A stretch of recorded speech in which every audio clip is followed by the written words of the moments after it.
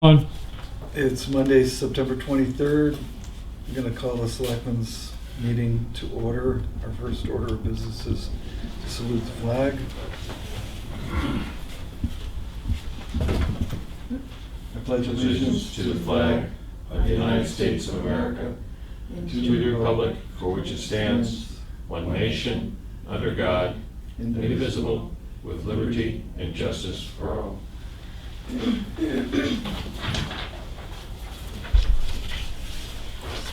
Is there any public input that needs to happen here? Okay. And the next order of business is the approval of minutes. We had non-public from September 9th.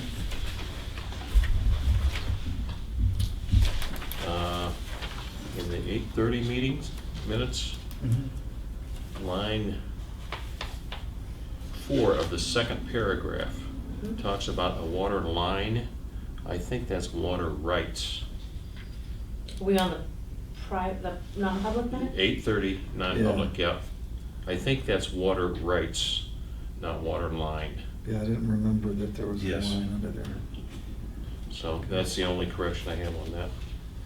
Oh, I'm not seeing it. Fourth line down. Yeah, that the town owns. The fourth line in the second paragraph. Yeah, We're on the non-public. yeah. 8:30. So the 8:30 minutes, right? So the fourth line down, the second paragraph, Up a paragraph. Oh, the second paragraph. thank you. I didn't count that as a paragraph. I gotcha. Thank you very much. Water rights, sorry. I wasn't counting the little, It is the I paragraph. apologize. What do we call the one at the top? No, you're absolutely Non-paragraph? Okay. All right, so Thank you. Okay. I will move approval as corrected. Second. All those in favor? Aye. Okay. And the public minutes for Wait, we're at 9 o'clock.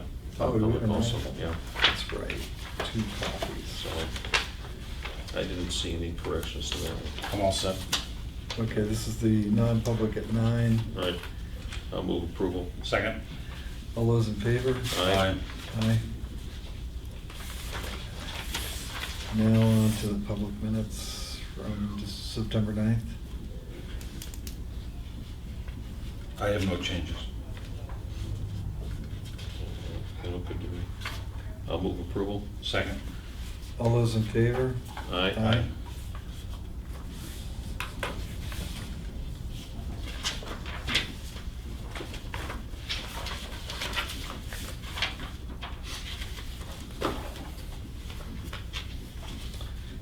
All right, our first appointment's with Jack Parsons, Buildings and Codes. Good morning, Sam. Morning.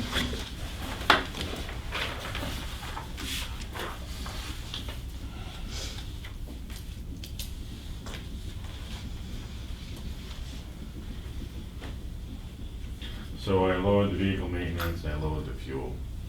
Oh, you brought some budget. Yeah. It's in your yellow folder. All right. Okay. And I have to upgrade my software on my computer.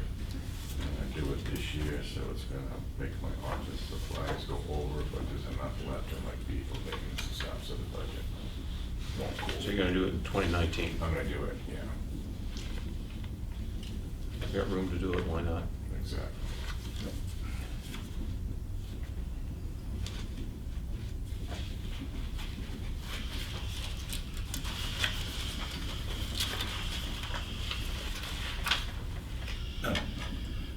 On some of your projects, you make an expenditure and then you get income, correct?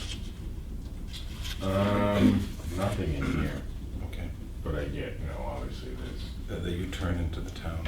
money turned down for permits and all that. Yeah. Right. About how much is that this year, an idea? Under 10 grand? Right now it's about 27,000. Last year was 41,000. Yep. So it's hard to tell, you don't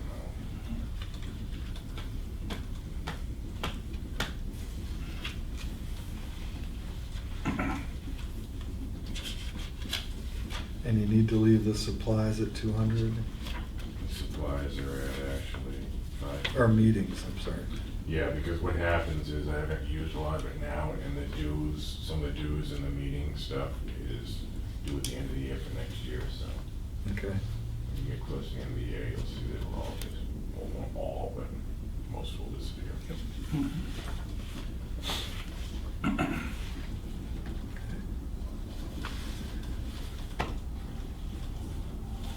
I'm good with this. Does, I am. So I'll move approval of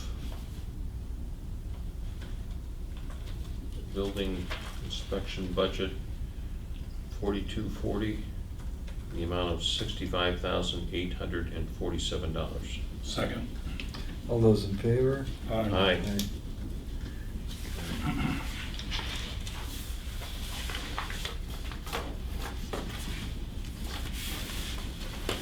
Thank you. Thank you. That's it? That's it, sorry. Short No and jokes, sweet. nothing. So. Have a good day. Me too. Do we know if the chief of police is coming in? He's supposed to. Adam's here. Jump ahead to that. To Adam. You can go grab him? Would you? Sure. That'd be great, thanks.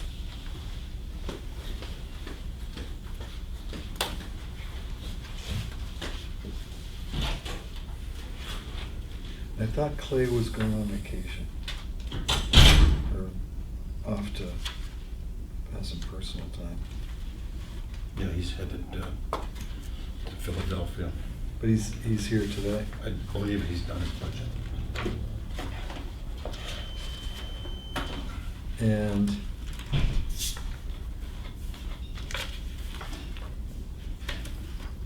that's the only other budget we have, I think, isn't it? Only other budget I've got. Yep. Do you want to do, oh, she had the planning board's on theirs, but I doubt that Diane's done anything with it yet.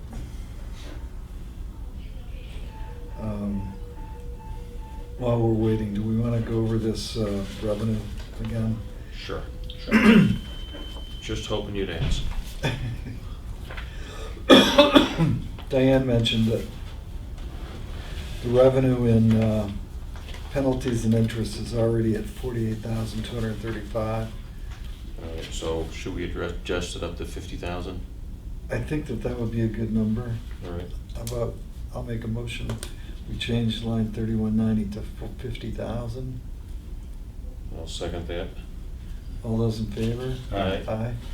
She also made mention about the revenue from milfoil, but it's really a de minimis amount, so I Yeah. think we could leave that alone. Yep. So that's gonna bring our total revenue Thank you. up to, Drive him down. Okay.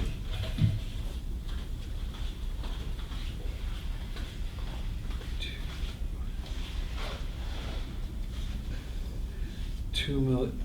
I guess I'll wait for our secretary.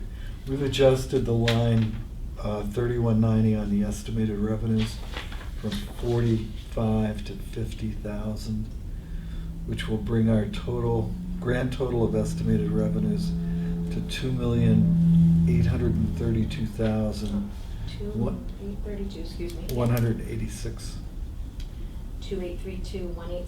2,832,186. And you moved it to 50. And we've had a motion, we've had a second. So all those in favor? Aye. Okay. Move it Bill and then Lloyd to move it. Hmm? Bill, yourself, and then yourself to second. Right. Yep. And we also, you're out of the room, so I apologize. Fine. Decided not to change 3379, the revenue from milfoil. Okay. So we're gonna leave that alone. It may be less than that. Total's only $3,000, so. So penalties and interest was to 50. Right. From 45 to 50, yeah, we bumped that up. Thank you. Our next appointment is with our fire chief. Just in from a 14-alarm blaze. Maybe on Friday. Yeah. I assume you guys provide support up in Ospey? Yes. Thank Yeah, you. they need to do something about their water supply. It was kind of weird because we were not on the fourth alarm, Yeah. we were more of a special request for tankers. And, But, I mean, you but got there was this- still plenty of fire when we Yeah, got there. yeah, I guess. Propane and fuel oil and, Well, Yeah, I guess well, with it- the propane, it burns 10 times as fast. yeah. So, it's plenty of. There's an overfilled tank, I heard.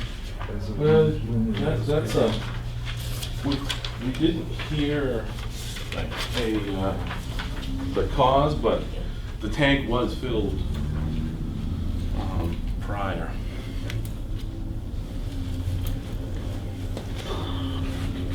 And that's just some notes that I had taken, talking to another chief Mhm. in the Ossapees that's part of that whole contract. $1,450,000. Wow. I was just doing a little comparison when we get into that Right. of where we're at and where they're at as far as when you divide it out by that, and I think that we're actually in fairly decent comparison. Yeah, you'll have to walk us through this because I'm not following it. But at any rate, All right. Members of the department, we'll start off with the actual calls. So we've got 140 fire calls, 234 EMS calls, 47 service calls, and 18 special details for a total of 439 so far this year. Gas furnace inspections were 28, oil burner inspections 6, wood pellet stove inspections 4, life safety 21 for a total of 59. Members of the department repaired the cement apron at the Melvinville station.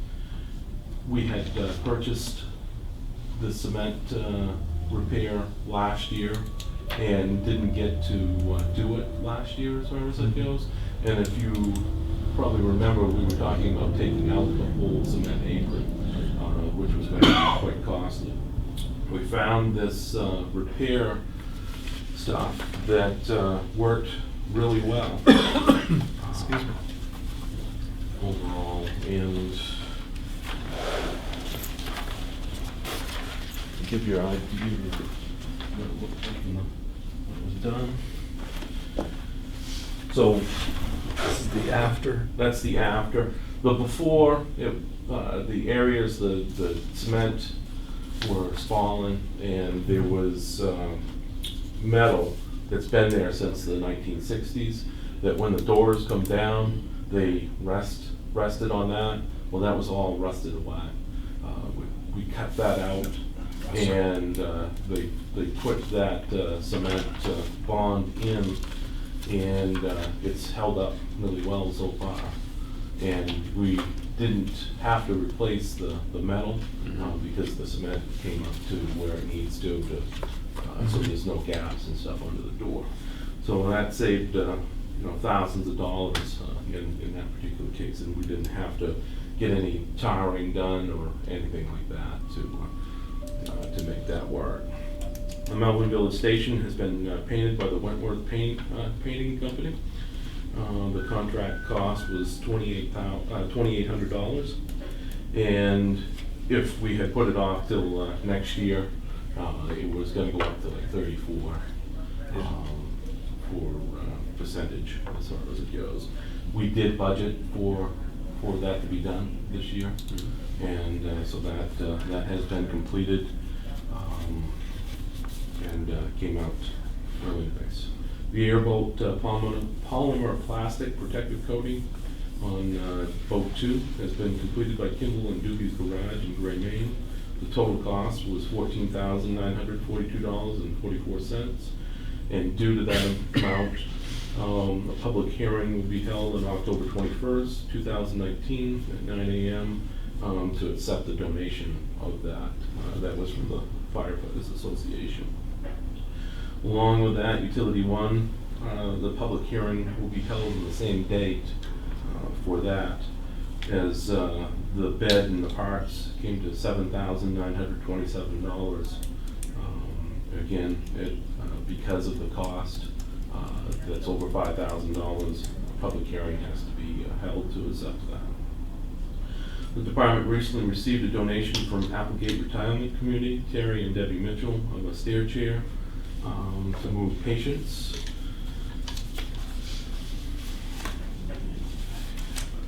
Picture of that.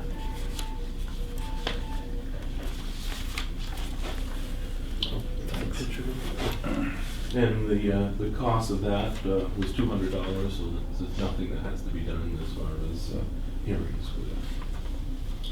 The department's been working with the property owner at 270 Governor Wentworth Highway in reference to a right-of-way issue.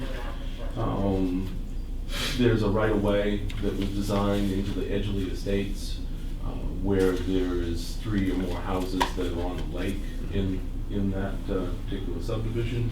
However, there was not more than 7, there was not 7 houses or more, so we couldn't require a cistern in that particular case. But we could require a right-of-way that goes to the lake. We ran into an issue with the right-of-way where there was 153 feet of grass installed, and the right-of-way obviously came short. Dealing with the property owner, and they were very good to deal with as far as it goes. They took care of that situation and extended the right-of-way. The top picture is what it looked like to begin with, and the afterwards is the end result as far as them extending that right-of-way. Obviously, the right-of-way needs to hold a 64,000-pound fire truck, so going across the lawn in the sprinkler system was not an option. Also, even though that they're not required to do so, the owner was willing to look at possibly putting in a 30,000-gallon cistern or entertaining, looking at the cost. So get his lawn back? He didn't necessarily want the lawn back as far as that goes, I guess, as far as it. The issue was that, obviously none of the neighbors will probably be wanting to put any money into, a cistern. Because I said, well, maybe you could share it, because, it would help with insurance ratings and things like that. But not a lot of people jump forward to share $100,000 cost that it costs to put a cistern in. So, but he was going to look at the cost and look at the information, so that was good. The one thing about a cistern is that it's 24 hours a day, 365 days a year. Just plow out to it, and the water is there. You don't have to drill holes. You don't have to do a lot of stuff, and you're just plowing a small area compared to a long access. How many do we have in town? We have currently probably about 4, but they're all different sizes. Some are required because of obviously the insurance company required them. So at that point in time, when the people put it in, they put it into the size that fit them, For them, as far as yeah. it goes. They weren't looking for a certified cistern. So we have one at Zadidar Farms that's 30,000 gallons. We have one here, obviously, that is 48,000 gallons that helps the area as far as their insurance rating. And it also feeds our sprinkler system. So 30,000 gallons is for using in the neighborhood, and the rest is for us, for our sprinkler system. There are a couple other personal ones, one being off of Brown Road, that's 10,000 gallons. There's one off of Windablow Road that is 15,000 gallons, and those are for those particular areas, and were required to be put in either by insurance or like the one at the Hadley property runs the sprinkler system. But we do have a dry hydrant at all of those locations to pull out of them. So that's what we look at. We're currently working with 19 Thomas Point. I don't know if anyone has seen that particular residence that's under construction. That's a 15,000 square It's foot. 22,000, Yeah. Okay, yeah. or roughly 22,000 square feet. And their insurance company has just come in and required them to put a 30,000 gallon cistern in somewhere in the property and sprinkle the whole residence. That's what they're looking at right now. There was part of the residence that was required to be sprinkled because of the access out of the third story. So we were on board as far as the sprinkler system as that goes. But then the insurance company came in and said that, we would like you to sprinkle the whole place. So I don't know where that'll end up. The 30,000 gallon cistern, that will help the whole complex. Because, you've got lake all around, but you can't get to the water. And so for, a prime example, just up in Scandia, with those two places, the water that was used, and to get to the water, it takes time. When you get propane feeding the fire, it's going 10 times as fast as it normally would. If it didn't have propane, then things burn really quickly, and then you just start multiplying, places as you go along. So, I think the water sources are really important in the long run. The problem is that they cost so much to do. The new engine 2 has been working really well, and it's been out on several calls since we've put it in service. Here at Central Station, hopefully we've taken care of the issues with the two furnaces. Finally, we got it straightened out. It was found that Unit 2 that has been issue. When they originally did the work, as far as the repairs, there was an incorrect electrical board placed. Apparently all of those furnaces that we have, when you go to get the replacement parts, the first number is the same on all of the units. However, you need to put what the unit was as far as the last three letters of that particular unit in to have the right parts. The parts company gave them the wrong ones, and unless you specifically looked at the numbers, you wouldn't know. They look the same. They look the same. However, our units run at like 3,000 RPM when they ramp up. To fire, they need 3,000. Those boards would only allow them to get to 1,900. So that's why they weren't ramping up to get that. Sam Mechanical is going to take care of the service calls to fix the mistakes with that. So hopefully we're in good shape there. Where the new generators are being installed around the different town buildings, make sure that the maintenance is put in the emergency management as we have for the other generators, for the oil changes. And the only thing that we'll have to look at down the road is if they need to be repaired. I have no idea what the cost would be on that, so that's something that would have to be figured out.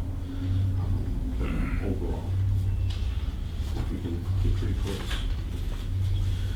Ambulance-wise, so I have not been able to get a total as far as what the increase, or if there is an increase this year for our current contractor. From Stewart. If we went by the 2.5% increase for New Hampshire CPI last year, it would be probably about 197,292. That's with 2.5%. It's not always been, it's been 1%, 1.7%, and things like that. So as soon as I get a definite answer to that, then we'll go from there. What's the gross ambulance contract cost? Right now, it's $192,480. So that's what our budget is for ambulance? Yeah. And if it's a 2% increase on 192,000, I looked at 2.5. 2.5? Yeah, so that would be $4,812. Okay, I see, you're giving us the total. I thought he was giving us a 190,000 increase. No, that would be the total Okay. of what I would say, with a 2.5%, for example. So what I gave you was some rough information that I received from, obviously, a fire chief in one of the offices. They just put out the bid, a 5-year contract for ambulance service. There was 2 options that were put in to this contract. Option 1 was to have 3 advanced ambulances. And what I mean by advance, the ambulance, when it comes into your town, it'll have at least a advanced EMT or EMT or, someone. You have to have at least another EMT on board the ambulance to make it legal as far as transporting. But it could have any combination of people. It could even have a paramedic if that's what they wanted to come in. So they were looking at 3 advanced trucks from the different companies. And with that particular case, there was 3 companies that bid. Action Ambulance was $764,000. And is that, just so we can start by knowing what the Yep. facts are, is the 764 5 years worth of, No, that's 1 year? that's 1 year. Okay, You divide that by 3 ambulances, it comes out to $254,666 per ambulance. okay. Brewster Ambulance was $1,450,000. Obviously, there was percentage increases each year in that also. You divide that by 3, it was $483,333. Care Plus Ambulance was $811,000. Divide that by 3, $270,333. So looking at our $197,292, if we have an increase, is still lower than any one of those companies that were coming in that are there. A company coming into our area is going to need to have a building as far as a place to keep the ambulance, so obviously it's going to be higher. One of these companies obviously is providing service already. The other companies were coming in from out of state. On the second option, there was 4 companies that bid. So they were looking for 2 advanced ambulances and 1 ambulance that was at least paramedic level. So that's gonna be a little bit more. And you divide those out. So option 1 for Lifestar. A paramedic is a higher level of... Yes, higher level of certification than advanced. That's the highest level that we can have as a department, in the field, as far as operation. Lifestar was at $1,152,015. Action Ambulance, $904,007. Brewster Ambulance, $1,500,000. And Care Plus at $808,000. And you divide those out by 3, and you'll come up with the prices that were there. So that is what you're looking at as far as when you The go out to market bid, rate. the market wise. Yeah. I'll leave it totally up to you guys if you want to look at going out to bid for the ambulances. How do you think having our own ambulances would alter this? As far as using our own ambulance? Yeah, in other words- It's not going to alter, we're, one way or another, we're requiring 1 ambulance. Yeah. That's at advanced level. 365 days a year, so they need to have a place to stay and to provide that ambulance. So the cost, I believe, is gonna be higher than what you would see a single ambulance cost with this, and far higher than what our current service is, I assume, because they're obviously running out of both ends of town and not having to have a place in town to stay. Obviously, we're just requiring one unit, we're not requiring more than that. So we offset that as far as with our rate, as far as bringing, a second ambulance. However, Stewart's has been really well.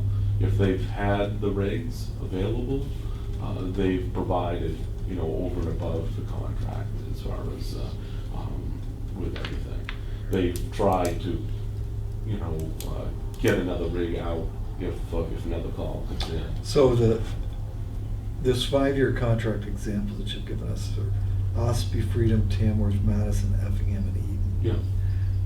My assumption would be then that Each this- one of those towns divides. So you has a divide by certain- 6, Yes. or is it a percentage? I don't, no one's been able to tell me what the percentage is, and I don't know if they've even figured it out for So this if you year. go straight line, just divide by 6. Yeah. The Action contract, which is the cheapest one at $764, works out to $127,000. Right. So if we were to join up and add another ambulance and divide by 7, I guess that might be an option. We ran into the same thing in Moltenboro, which no one ever got back to us. Okay. Was that the people, the different towns weren't necessarily looking to see if you're going, if you're gonna add in. With the amount of calls that we do, we get more use as far as, like in some of the smaller towns between Center Harbor and Sandwich and things like that. In that particular case, the savings of everything wasn't going to go to us. It was going to the towns that already were in the consortium. So if there was a $30,000 savings, we weren't gonna see it. What we talked about with them when we met with them was just a projection that it's gonna, an additional unit would add X amount to the total contract, and how that got allocated up wasn't straight line. So bigger users paid more, and Per call. right, and Now, in this particular case, all the ambulances are on the other side of the mountain. Right. They're coming off of Route 41. So travel time, garage is there, right? Yeah. Yeah. travel time is probably about 30 minutes. So that would be a tough thing. And there's nothing that we can do with Moltenboro at this juncture. Right now, we never heard back. They were gonna, once they went to their different towns, and each town had to, go to their people. It seemed like it was gonna cost more, in the long run. As I remember, what they have done is they have an intermunicipal agreement among the towns for the ambulance service. And as is typical with an IMA, there are provisions for additional communities to join or for communities to leave, and they're generally spelled out in the agreement as to what has to happen. So it's not just we say, yeah, we want to join, but Now, the quick look we took at it, it seemed like we would pay more than we earn today, right, for a level of service that's not necessarily to the level that we have today. Right.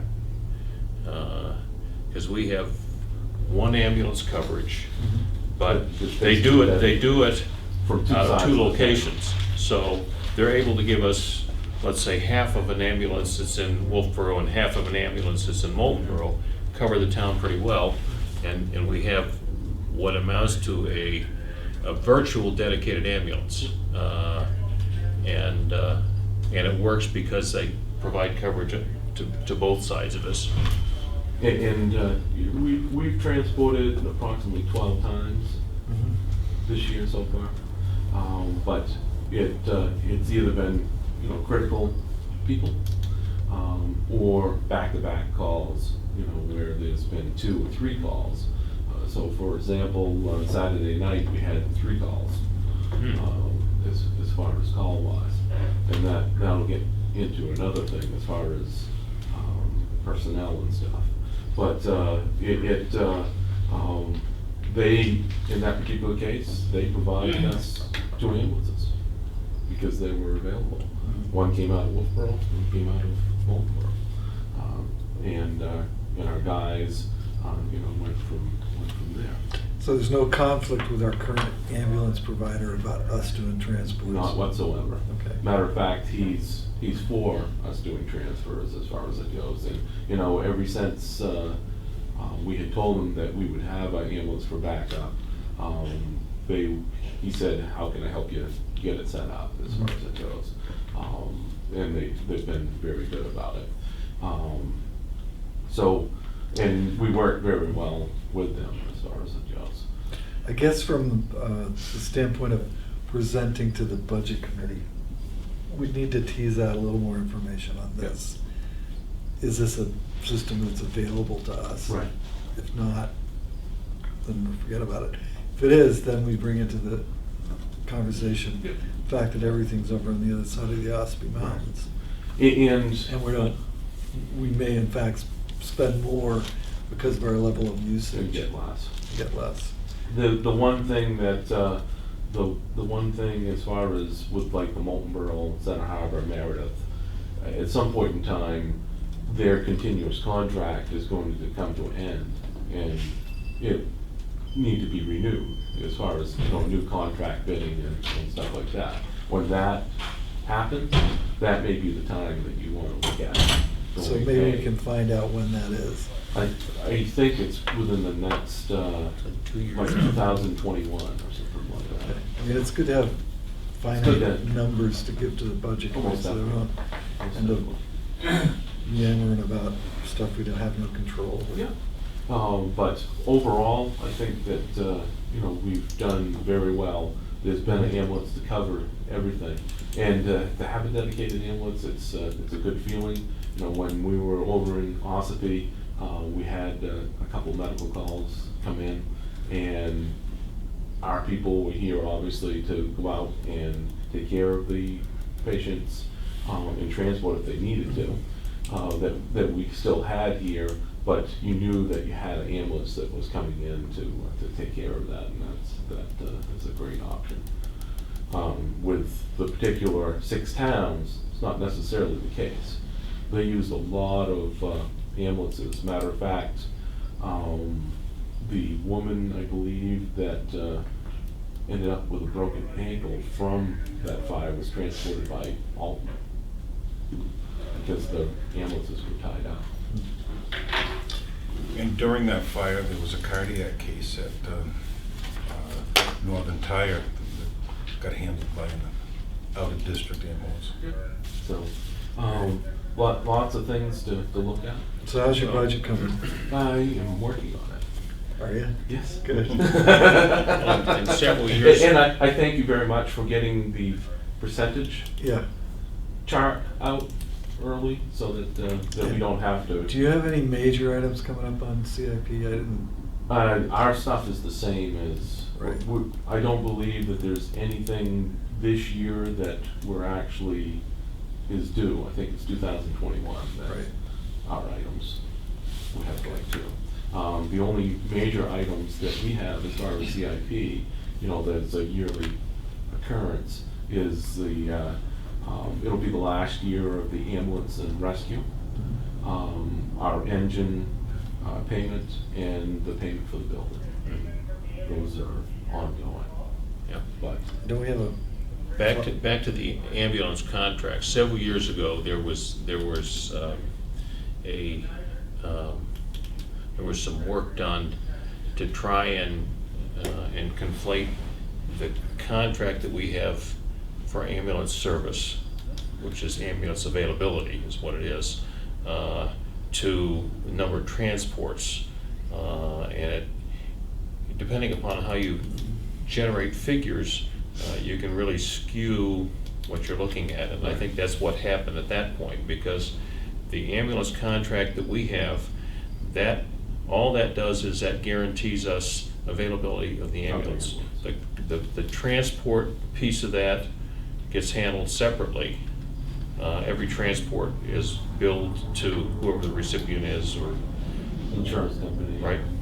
And what you're finding, obviously in today's day and age, is that even though that they may bill more, you're getting less and less coming in, whether it's Medicare or whatever it is. A lot of the insurance companies have a set rate now that they'll pay, and that's it, and things like that. So the small amount that we get back in, which is good because we never had it before. You know, obviously when we transport, you know, it goes back to the town. So, that works out well that way. The only thing that I have noticed is that we, in our current state, we couldn't provide 24-hour coverage for ambulance-wise through our Well, no, yeah, department. we need more staff. Because, you know, our staff, we're not seeing the younger people come in that we had. A lot of us are getting older, and you're going to be looking at replacements for, you know, older people that are coming in. But it's the same people that are coming out, you know, at night and things like that. For example, as far as the 3 calls that are on the weekend, I have a fire officer on call on the weekend usually, that handles Saturday, Sunday, until, you know, like Sunday morning. They don't get paid unless they go out on a call, but they're basically required to stay in town and not go anywhere, you know, outside of town. That may be something I have to look at. Well, I think if we wanted 24-hour coverage, we'd have to look at full-time employment. Oh, Once you right. have full-time employment, then you Then you have a higher have wage more scale, hands. and you have more people coming Yeah. in. But as far as, I'm not necessarily looking at 24-hour coverage, but we try to make sure that there's at least one person in town that can do everything. You know, they can operate the boat, they can operate one of the heavy commercial vehicles, ambulance, you know, airboat, you know, the whole works, and to get everyone situated and go from there. I think that's a big plus overall, to have that person. We've been doing it since 2001, when I took over, to make sure that there was you know, someone who could at least do all of that stuff on the weekends and stuff. Where we run into the most problems is probably between like 12 a.m. to 7 a.m. in the morning, especially on the weekdays. Do you have anything further? And I will get further information, solid information for these particular contracts and stuff like that. Great, thanks. Thank you for your time.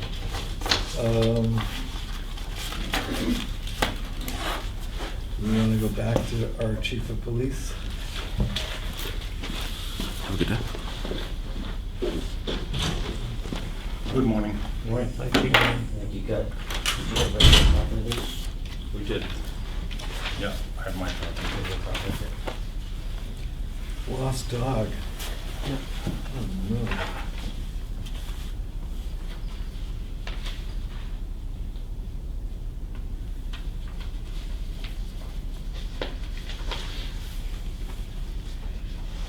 So our activity has been a little bit busier in some ways, like more arrests, but accidents down, more vehicle stops about the same.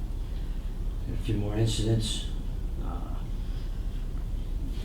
we've been busy trying to get caught up with stuff. Some of the incidents consumed a lot of time. We spent a lot of time out on Little Bear Island for a few days, dealing with some stuff.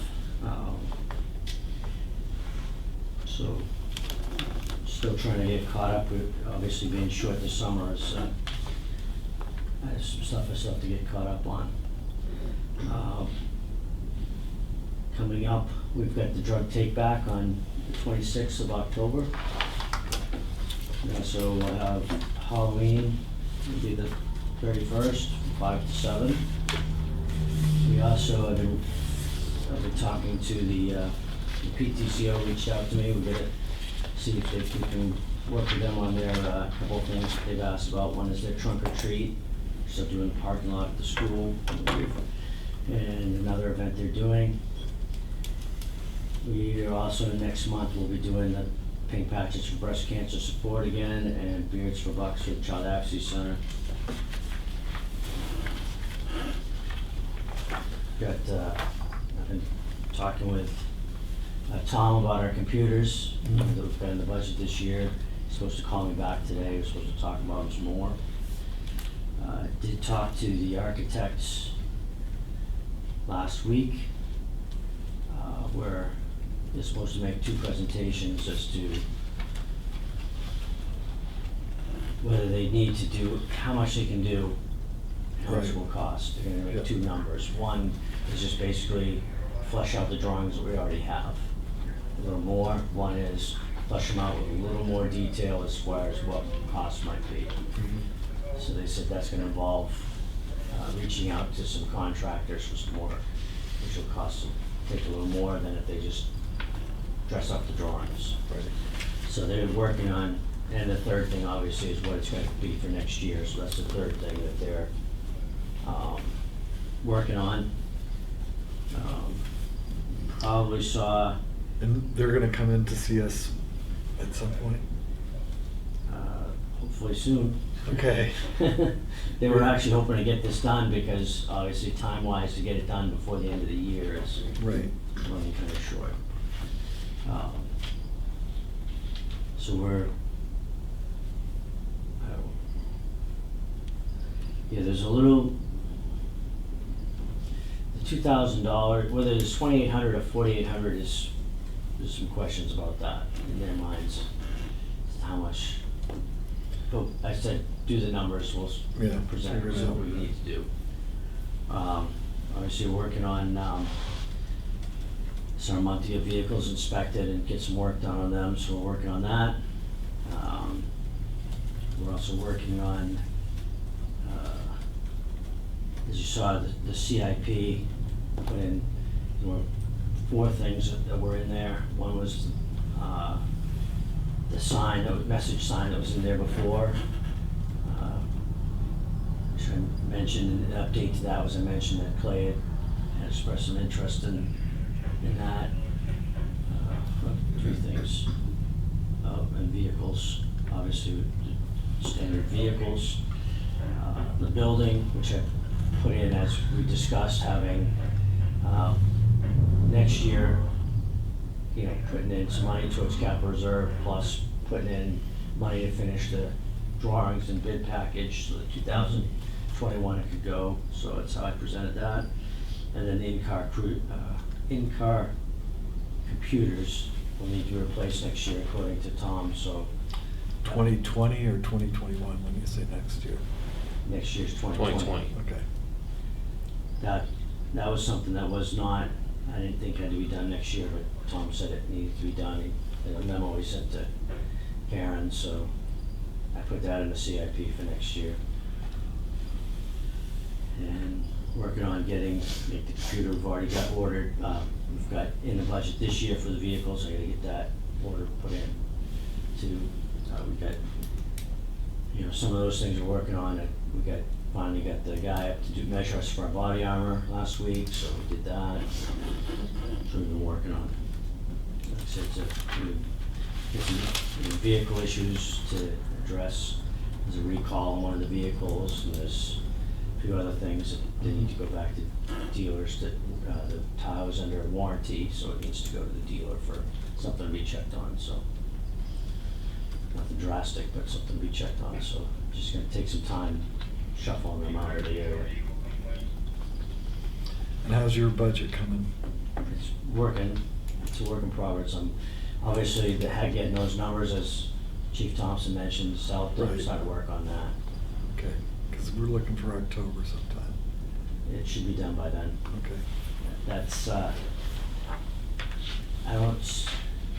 only thing I see is I'm probably gonna ask for somebody else, another person. As we've been jammed up this summer, Another Another clerical? Oh, because we were jammed up this summer. well, you being didn't have one. shorthanded. You didn't have one. And we're a medical call away from somebody else being short. It's, we could be short again. And we've had a few close calls, someone. I think it's well, there's gonna be resistance, but you know that anyway. I know it's resistance, but that's the way it is. I'm gonna put it in, whatever, I mean, Well, if you think you can defend it, that's fine, and we'll certainly back you up as much as we can. We're gonna have to take a look at the figures, though, see how. well, it won't be cheap, that's for sure.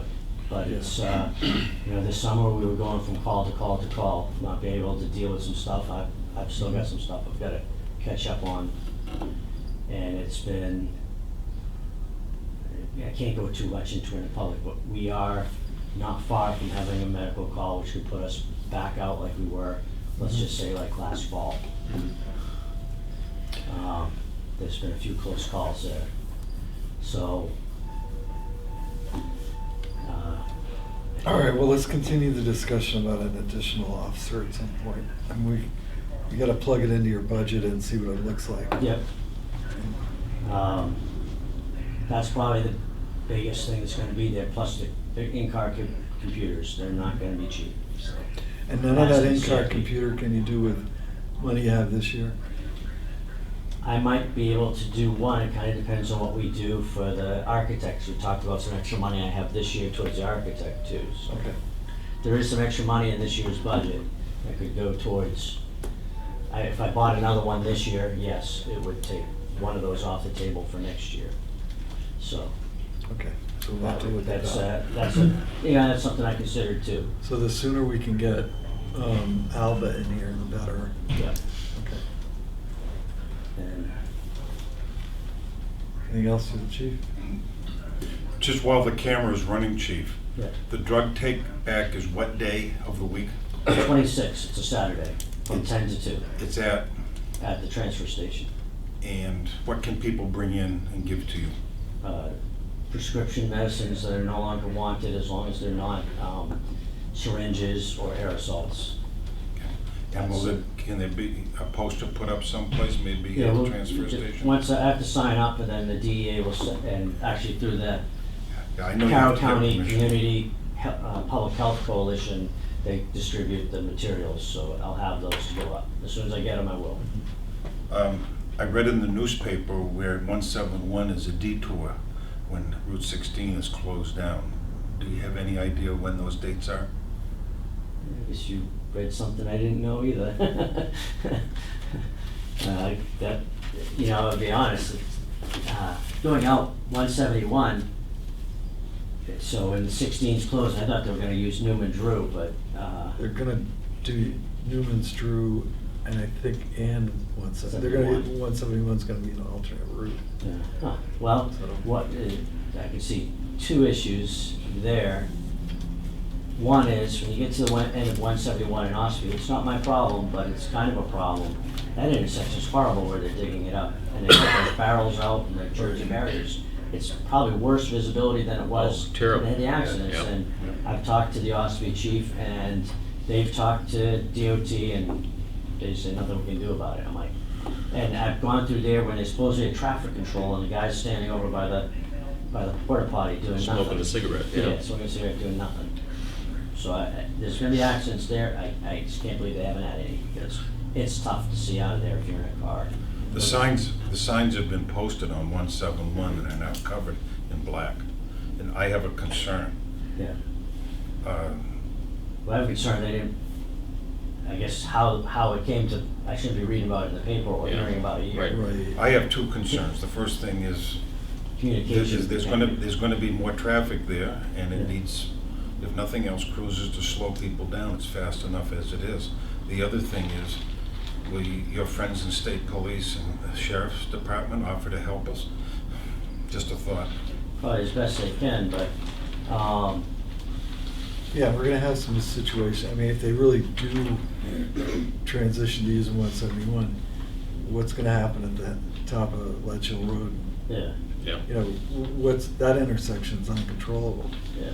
But And the other issue is, are they changing the routes for the, some of the trucks? Because technically, certain vehicles aren't supposed to go over 171. That will be going over 171 if they change the route without the commissioner. I mean, it's kind of a technical thing for me, more worried about than anything, but it could be a challenge for some people. I've got a couple of other things. And I understand that you're inundated in catching up, and my heart goes out to you. But we have 4 or 5 issues with signs that I have brought up in Yep. past months. And if you could work on those. Yep. I take the point of view that at these different places where there's a conflict in what the signs say, we need your input so we can correct it, so your officers aren't being, for example, called down and, in my opinion, being harassed, you know, like at Mirror Lake and whatnot. They need to be doing police work and not almost domestic situations. So, and I would just want you to have the tools, and I support the town making those changes. I'd spoken about that sign with Jim Bean, and obviously I'll follow up. We had some time to work on it, I think, anyways, but we'll follow up on it. And you know the ones I'm talking about, the different locations. The other thing is, Mr. Chairman, in the correspondence, there's 2 letters from the chief. I've got one in front of me. Is there one about Officer LaFave? That's Yes. the one I have. With your permission, could I have the chief read it into the record, please? Sure. I was gonna do it, but I'd love to have the chief do it instead. I was gonna mention that. What's the background, chief? Well, on July 14th, we had the fire department and police department responded to a report of an overdose. So I wrote a letter of commendation for Officer LaFave and awarded him a life-saving medal. Commendation bar that goes, it's not really a medal, it's a commendation bar that goes over his name tag. It says, "I'm commending you on taking prompt action on July 14, 2019. On that date, a young woman was not breathing, was administered CPR due to an opioid overdose." That was through 911 services they provide, medical dispatch. Person that reported it was starting CPR. Officer Flav responded with the fire department. I said, "You responded by the training you received and acted in coordination with the Tufton Borough Fire Department. You administered naloxone, also called Narcan, and reversed the effects of the opioid. Due to the efforts of you and other first responders, the family did not lose a daughter on that date. Hopefully it will provide her the future opportunity to engage in recovery. With your actions on that date, you awarded the life-saving bar. You're authorized to wear it to show the public that you have acted in the tradition of law enforcement to protect and save lives. Such exemplary conduct speaks well for our profession and department." And there was another letter there on another officer, Abby. That she completed her training and she's on her own, yes. And what's her name? Abby Gillis. Abby Gillis. Yeah. So For the the rec- field training's done, and It's just started, September 12th, she's assigned to work a shifted schedule. yeah, she's, Okay. good. I'd like to make a statement, Mr. Chairman. Sure. I'm sure the people in town, I know the people in town support you and your officers.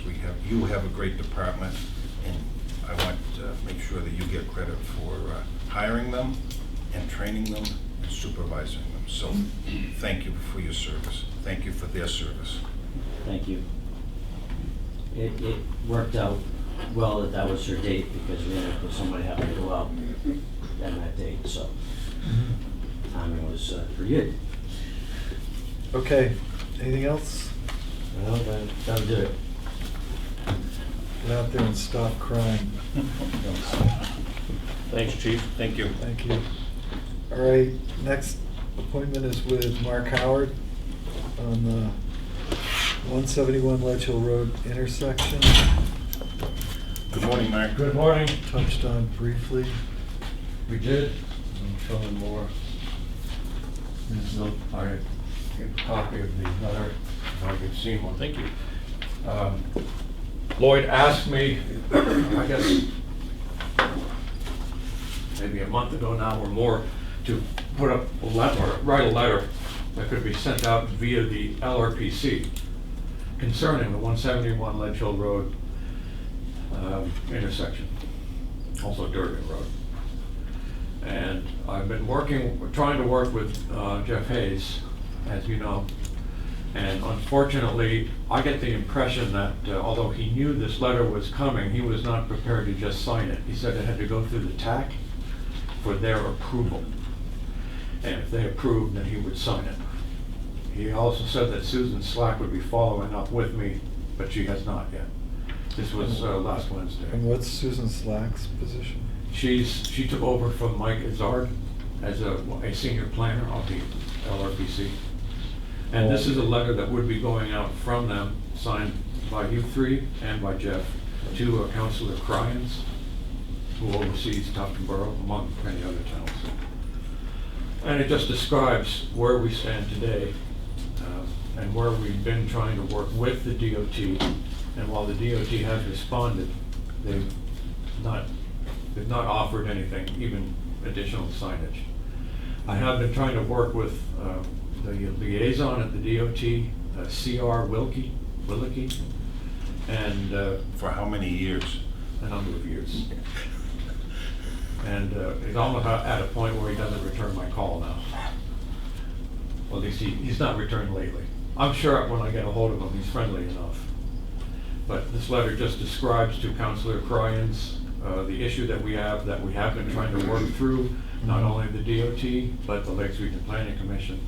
And all we're looking for is some signs to increase visibility and warn motorists, since the Ledge Hill Road intersection with 171.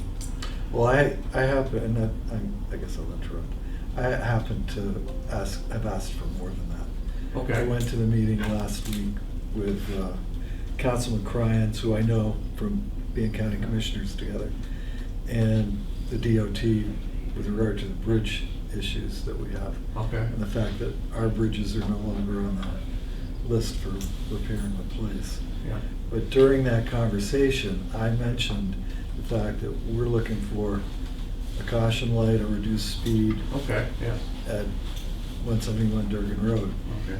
And as well as crosswalks at 19 Mile Bay and a crosswalk down here at the store, and probably a crosswalk at the new police station. And I said to William Cass, who's the assistant commissioner, our information is that there has to be a fatality before you do anything. And I didn't realize that in the United States we had human sacrifice, but I guess we do. But he was really interested in hearing from us, Okay. interested in finding out what the bottlenecks were and what the problems were. Because they also mentioned that my understanding was that some traffic is going to get detoured over 171 during the 16 road project. And I said, you've got two town roads that intersect with 171 right there. How are the people going to cross over to go to Ossipee, or the people from Ossipee cross over to go to work in Tuftonboro? So there's more to be done there than just signage, I think. That'd be great. We did bring this up with the DOT, and the pushback, okay, I got Maybe from that. CR and from, actually well, you dealt with better people than I. Well, they happen to be there. It No, that's wasn't- I right. didn't- Yeah, It wasn't anything that I had to do with, but I think if we can step it up a little bit, then that maybe Okay. information will start running downhill and we can get something done. okay. I tried pushing from my angle, and Yeah, it's a sympathetic ear, but no more. yeah. So, okay, I'd be happy. I mean, I'll work with Lloyd like I've been doing on this Sure. letter and following up on this issue since I started Lake- with this. Lakes Region Planning Commission was at that meeting as well. They've got something coming up Okay. soon, I think. I don't know when that is. In October, I thought they said that there was some sort of meeting. Well, they have their monthly meeting tonight. Oh, it's a month. No, it was some other, I think you're right, there's some other in Plymouth, wasn't, or yeah, a somewhere. big speaker and, okay. Yeah. Anyway. I'll maybe find out from them. Find out The about TAC is that. meeting here the first Wednesday of October, if you want to make an appearance. Right. So I think they're on board with what we're looking for. He was sort of, the other issue that came up was that they were saying that there were no local bridges being done, and I pointed out to him 3 in Wilton that totaled more than $2.5 million that were being done on places like Goose Pond Road, which I doubt is a state road. So I think he was looking to mollify our concerns about our bridges with maybe some other action, which could very well be one something. Okay. Well, I did talk to CR, and at least at the level that I've been, and I've also, Alan Hanscom, Yeah. I've talked to him, and they both freely admit that waiting for a fatality is baloney. Well, there's even more Good- baloney. It's not good policy, I don't know. There's even more baloney. It could be you. I knew the last 3 people that died at 171 and 28.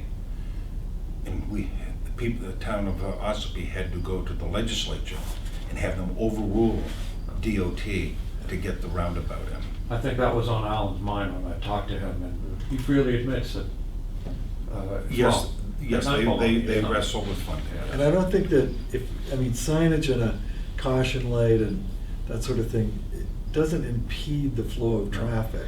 We're not looking for a 4-way stop sign. Raise awareness, right. It's just to slow everything down so that there's some, Okay. confidence that we're gonna cross. I'll read Well, the letter. idea that signage that we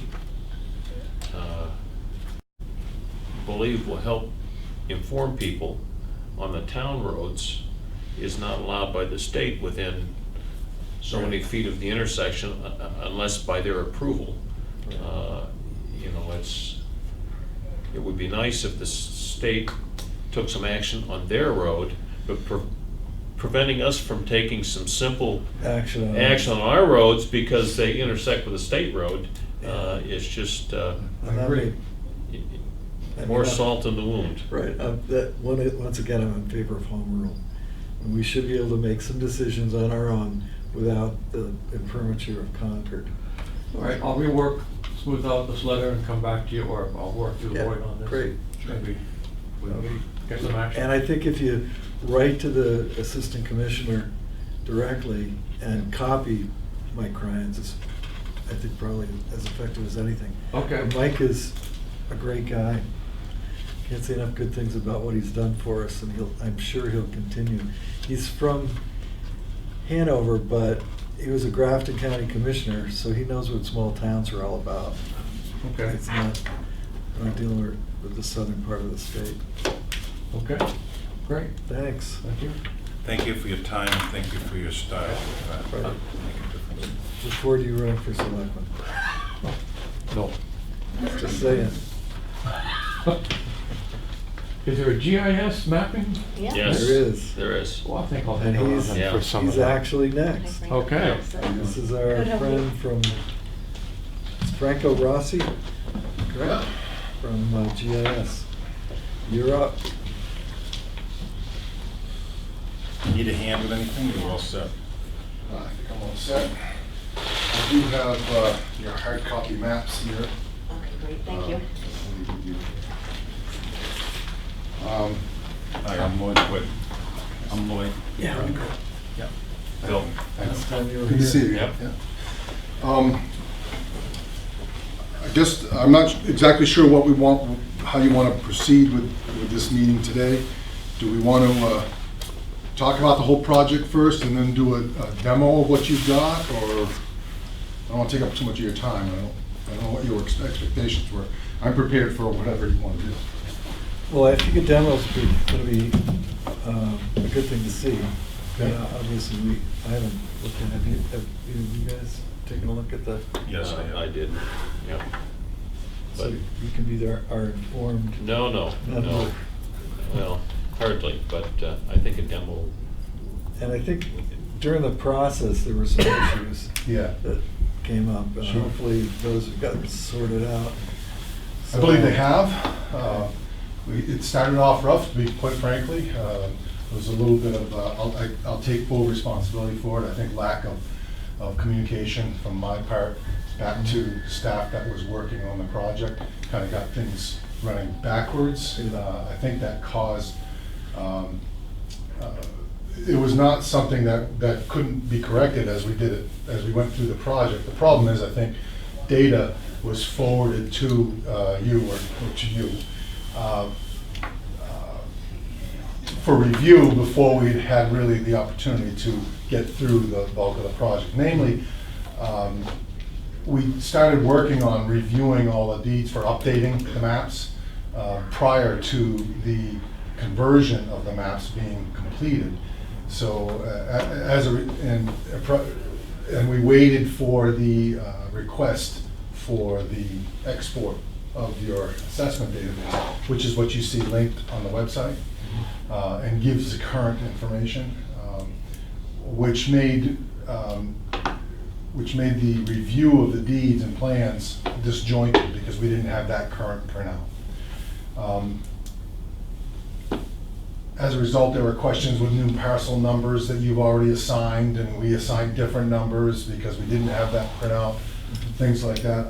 I'm quite certain that Steve's been through all those and corrected all those things.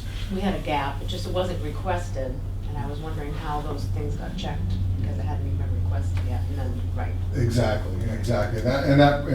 That export should have been requested right at the beginning of the Yeah, it project. didn't make sense to Not me. waiting for the building of the website. But we went back through, Steve went back through and made sure he had addressed every one of those things and made the appropriate changes to the lot numbers. I don't know if they've been gone through with a fine-tooth comb to know if there might be an error here or there. I mean, anytime you're doing maintenance on the maps, there could be some misinterpretation of something, but those are all parts of our guarantee and ongoing maintenance that we will continue to do. To my knowledge, as we sit here today, we're good. I think everything, we've been through the whole process. The only remaining item is getting you those maps, giving you a chance to review those, what maybe you'd like to see different as between the maps as well as with the website and the functionality that goes with that. And those admittedly were delayed a couple weeks more than we expected. Yes. So the And website. there was some problems with internal processes. They didn't, they The thought it was ready, website it is wasn't up and ready. running now? Excuse me? The website's up. so Website is anybody up can- and running, it's released for your review, it's not open to the public, it Okay. requires password. And we'll leave the password on as long as you decide, as long as you see fit. Usually that's 30, 60 days, but we'll leave it on there as long as you see fit. And the next step is for us to remotely install the data processor, which Okay. will allow local control of updating owners' information and things like Perfect, that. okay. And that will happen, we'll schedule that this week. Well, Steve will be reaching out to schedule it at a convenient time, and I'm sure he'll be reaching out this week too. That'll be great, okay. So does that become I'm asking this of Karen, does that become a function of the tax collector or the assessor, Me, or you? me. Okay, so you'll be updating. I do the deeds, Okay. and then this will take that I information. don't know why we pay the tax collector so much money. How's that? Anyway. The data processor essentially is the Percentage of tool. what she collects. The data processor essentially is the tool by which your local staff who maintains your, Right. use Avatar, right? Yes. Yeah. Yeah, the Avatar database, which is you, Karen, right? Yep. Yeah, so that's just the tool. So when Smith sells to Jones, you update the name, you update the deed reference and addresses, you can, so that their website will reflect the new ownership. Right. It also is the tool for the ongoing maintenance of at the end of the year, when all the new values are valid and all the new pickups are done and you have all your new, you run that data processor for the April 1 date where it updates everything on the site. Right. But throughout the year, you for the most part, just maintain owner's name, deed references, so that When you're doing, when you're looking up parcels, you're getting current ownership information. When you're doing butters lists, you get current ownership information. And did we include any additional services, like our culvert study or pavement study, in what you're doing? You mean include them as a layer in the data? Right. I'm sorry, I don't know, we'll have to look at it, but Okay. you can if you have it. Did you? I think it was discussed. Okay. Because we were Well, I probably know we going through talked the. about it. I just Right, but I didn't- don't think we've, gone much further. So, than but we that. can do that at any time? At any time, whenever, if you have a new data layer that exists digitally, you can provide it to us, and next time we update Okay. with some data that we receive for the year, we'll add those layers, and that's part of your service. Of course, that only includes data layers that exist, right? So let's just say, for talk's sake, a culvert layer didn't exist in digital format, and you wanted to show culverts, Yeah. and we had to go out and collect them, well, there would be a fee for that. Right. But data that already exists, we would Right. add. Okay. No. Lakes Region Planning Commission did a culvert study, and I know it's in digital form. Yes, That's I'm how sure it is. Got received. Yeah. So we can add data right now, your site that we've got, while it's password protected, once it's open, ultimately, it's your decision, but the intent would be probably to get this open to the public. Once that's open, you may want to start thinking about a staff site, because there may be data that are developed that you want to have available only to municipal staff, that is password protected. So there's functionality and data that wouldn't necessarily be available to the public. For example, if you want the document upload tool, which means you would be able to have any scanned document locally and link it to any parcel. Building permits, I don't know, do you use a building permit software? Yeah, You do. It's part of Avatar though. Okay, so that would be a good example, because we could actually, the data processor we build for you for the assessment database, Mhm. we could build a data processor for your building permit data as well. Okay, I'll have to talk to him about that, because I don't think, we don't see through our view through assessing what the code officer sees. He does have a separate, well, software. Module, so to Software, speak. yeah. So that would be something to think about as we go forward, Okay. that you may want to incorporate those data. But there are other things that you may want to, septic system plans or something like that. You may want to have control over linking those data. So we have this document upload utility that allows you to do that locally, but you'd need a staff site, because you don't want that tool available to the public, for obvious reasons. You get all kinds of stuff linked up there that you probably don't want. As you move forward, I think it's important to start using the site and gain an appreciation of its utility, and then think about what you might want to do going forward. Great. Do either you or Karen see any additional costs this year? Well, other than the ongoing, there's an annual fee for the Access GIS site, which was $2,400. And that's in the budget, correct? Some things are budget, the one-time things were warrant article. And there was like a Right. conversion cost of 1,500, I think, with the GIS mapping that we just got the bill for. Is that like the I'd have to look back. Yes. But anyway, Yeah, some were the because one-time fees and The some were warrant annual article, maintenance. the warrant article of $16,660 has Yeah. been spent. Correct, that's the last week. Right, so now it's all we have is, unless you decide to do something different or expand the site, it's the regular maintenance of the maps as well as the service. And And- that's, And next question is, when do you and Karen anticipate that this will be up and running, user-friendly, so the public has access? Whenever you guys say okay, I guess. Yeah, we It's have to ready, review so- it. we can do it today. Whenever you tell us to take the password Now- off, it's ready to go. When we get rid of the password, does that mean that all of the information on a piece of property, let's say ownership information, is not only available on the screen, but available as a download? As a printout, not as a download. You can't download the data, but you can print the data, Okay. okay? If you had a staff site, staff would be able to download data, But right now, when it's open to the public, it's available for printing the data, the PDFs. I can do it in-house, but I'm not worried about public you won't be doing able it. to. What I'm Yeah. worried about is, these marketing companies Sure, deciding they're yeah. gonna download all the information for all of our citizens. Yep. And then hit them with some new mousetrap. Yeah. I mean, I don't think we wanna become parties to that. That just Yeah, isn't. yeah. Well, it'll be, when I give you the demonstration, I can show you what it is, but none of the data would be downloadable in that manner. Yeah.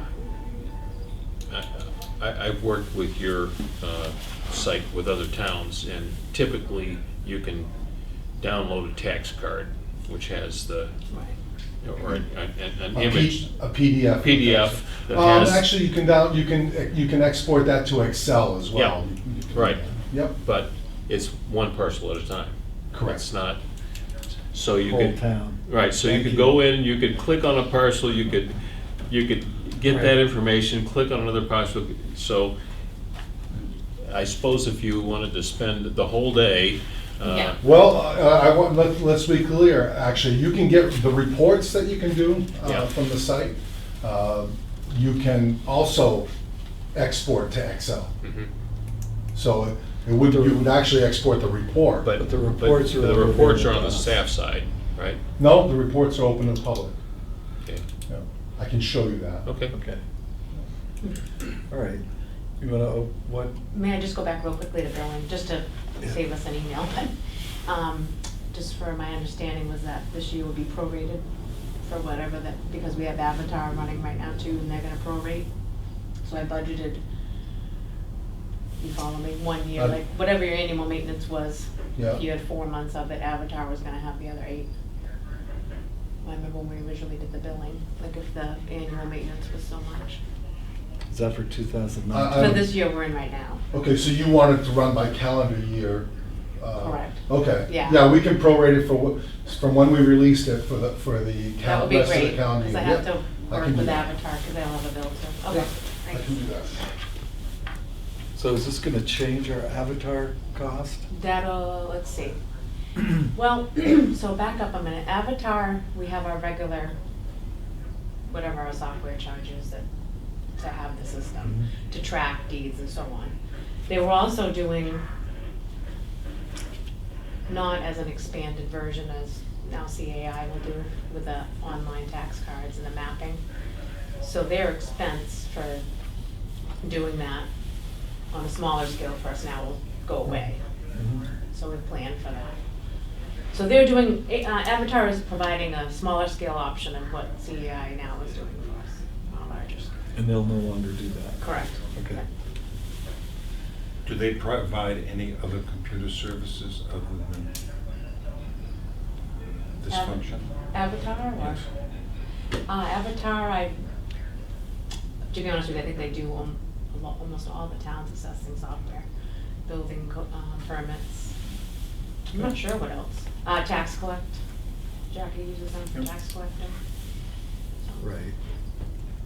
We heard all about that. Oh, really? Credit cards and tax collection. Oh, that's right, yeah. All right, do you wanna give us a quick? Sure, I overview? don't remember how I did the demo before. Was I using your system or did I set up my I- projector? I think you set up yours, but you can, I'm sure you can do for the fire department will help if you Well, want.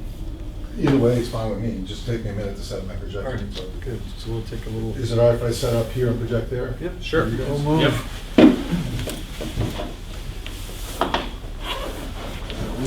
Yeah, I mean, if you have something Yeah, on the stretch site, my I don't legs. remember what Yeah, you did. to sure. them. No, it's actually, I'm going live to the site. Oh, well, that's a good point. Which that would be, So whatever. I'm gonna need access to the, I'm gonna need access to the Wi-Fi too. they let you Password's use right the up there. laptop. Yeah, yeah. I Oh, know they great. let you use the laptop and set up if you like.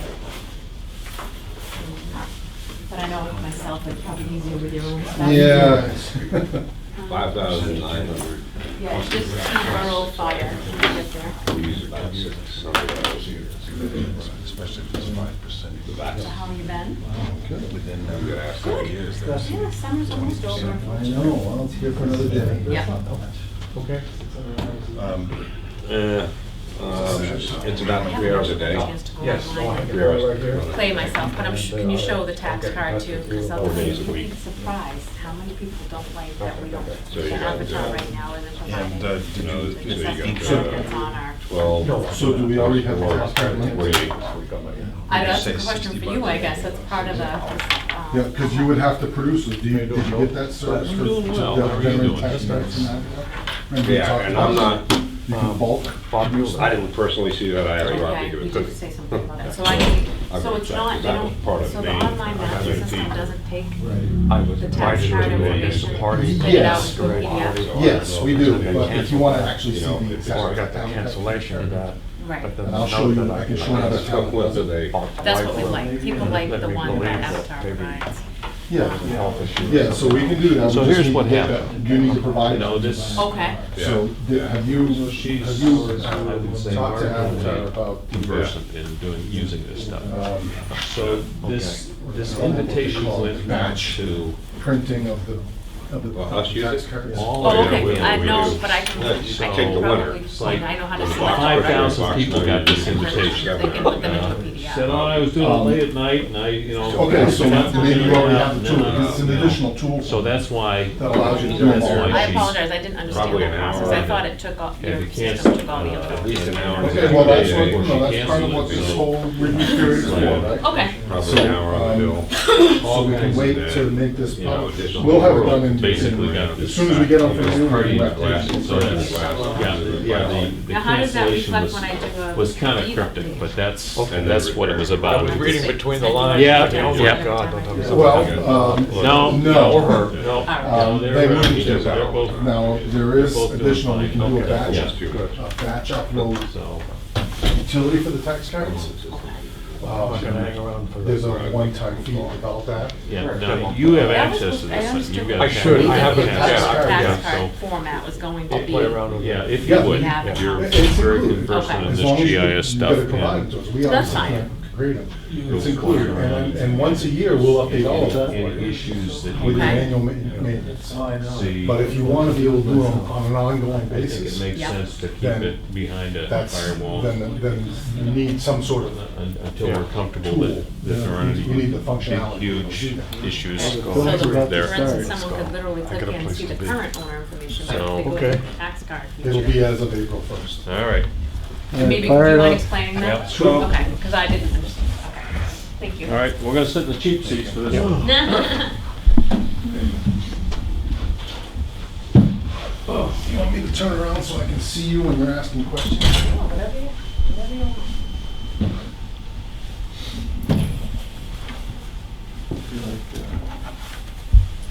Hendrix and play the guitar behind it. Yeah. Oh. Uh-oh. I have to get a little closer, I think.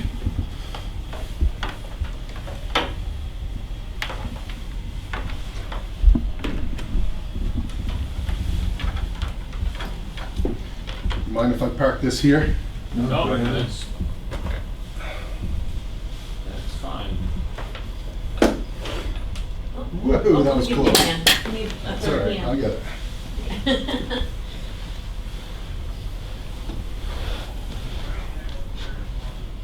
A little better. How much closer we can get it.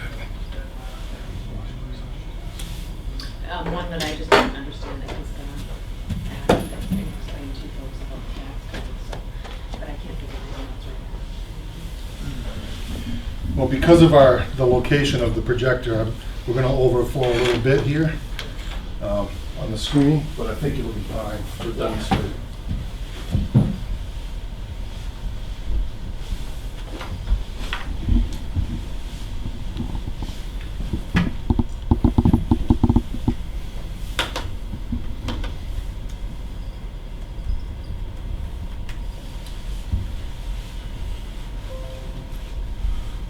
T Borough Fire.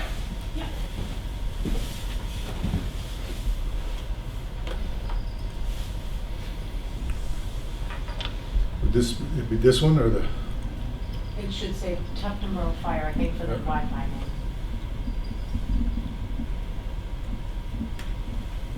There you go.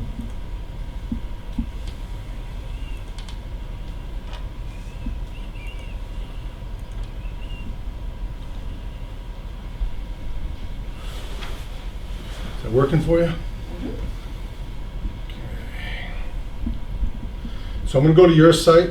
Questions that come up, I may jump to other sites to show you how other communities have dealt with it. So right now it's under password protection. You have that, right? Yeah. And you- So when, you'll notice when I go to other sites, they're all gonna look the same, it's just different data.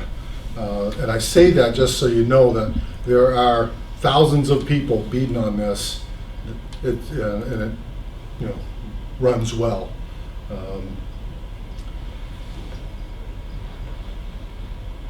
So over here is where you interact with the avatar data. So you search you can do a butters list, and then you can deal with layers. And up here, there's additional functionality for base maps and aerial imagery and things like that. So I'll run through them all relatively quickly, but please interrupt me whenever you want, because I'm not exactly sure how much time you want me to spend on this for you.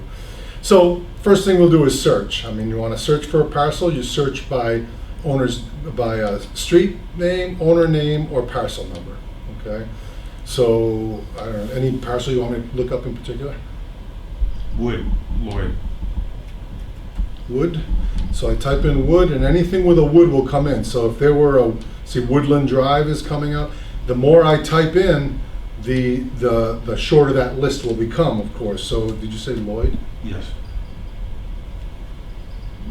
So now it's picking up Maplewood, Oldwood. Is Lloyd LL? Or- Yes, 2 L's. That should shorten it. So Okay, I that's found it. that, that's the parcel. So I select it, it zooms right to the parcel.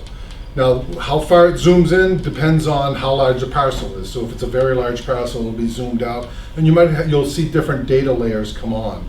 So, for example, right now you see all these tax map dimensions on there, but as you zoom out, those layers will just turn off at different zoom thresholds. Okay, and I'll show you how that can be. You can keep those on as well. So this is the parcel. You have photos in your avatar database, so that's the photo that comes Snowing up. at your house. There's also documents and links. Now, right now, it's just the CAI property card. This is just a report of the property record card with certain fields shown on it from the assessment data, okay? I know ultimately the goal is to actually have the avatar tax card there. And perhaps, excuse me, but I mean, that is a question for the selectmen, I suppose, of course, but it has been the general public really likes that. We have a different, well, you know, Bill, you're familiar with it, a different format than the So the what, online version is different, excuse me. yeah, so what does it take to get the avatar cards? Yeah, first I'm going to show you a town that's doing it, Yep. and that, off the top of my head, Deerfield is, I'm pretty sure. By the way, you can have a splash screen come up too, if you choose to, once it goes public. You can have, this can be customized, whatever you want, put in that splash screen. I would say half of our clients put a splash screen up and half don't. Okay. No one ever reads it. Unless you know someone in Deerfield, I'm just gonna do Smith, because there's probably one of those. I'm sure. So I clicked on that, it zoomed to that parcel, and you'll see they have the avatar property record card. And the reason more towns are doing this is because they want the public to be able to get remotely what they would get if they came in. Right. Okay? So how do we get there? There's no cost, additional cost from us. Karen needs to produce the PDFs of the tax cards for us, provide them to us, and we'll link them all up for you. Okay? And some clients leave the CAI property record card as well. And the reason for that is, as the year goes on and Karen's entering new owners' names, and you run the data processor to update the site because Smith sold to Jones, well, that won't be reflected on the tax card because the tax card was from when it was the April 1 deadline. Not on the avatar. But, yeah. right, but on the property record card, the CAI card, it will reflect the new owner's name, okay? There is another way around that. I would, some of our clients want to update the avatar cards on an ongoing basis on the site. There's a one-time fee for a batch upload utility that we could develop for you. It's $800. If you have that, you can update those tax cards whenever you want. Every day, every month, every week. How do you guys feel about that? I think that is important public thing. To have the avatar cards Yeah. updated, People really like that. going along, well, Yeah. I think we're talking two different things here, okay?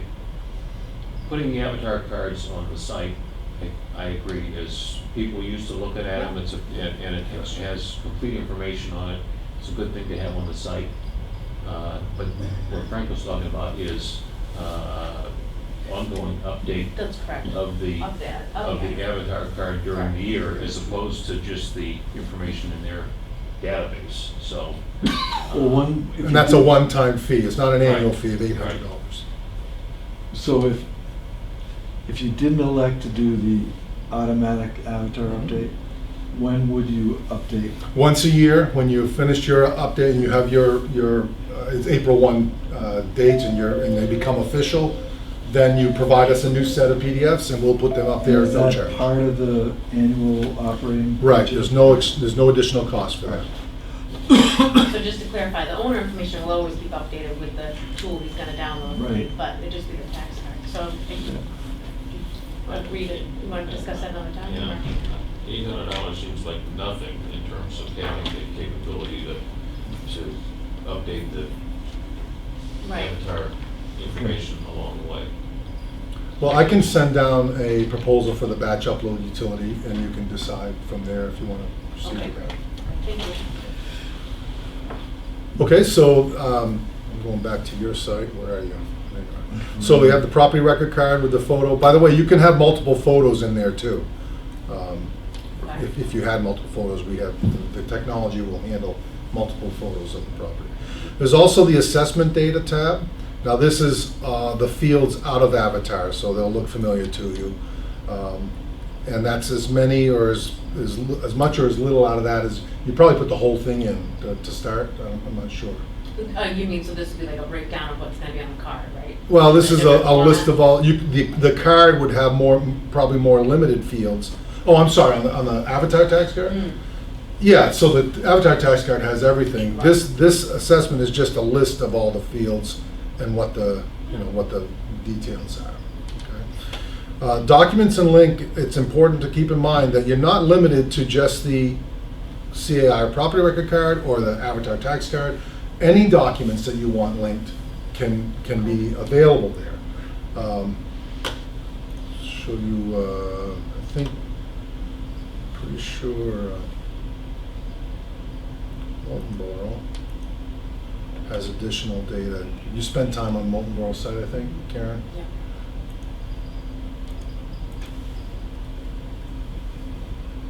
Oops.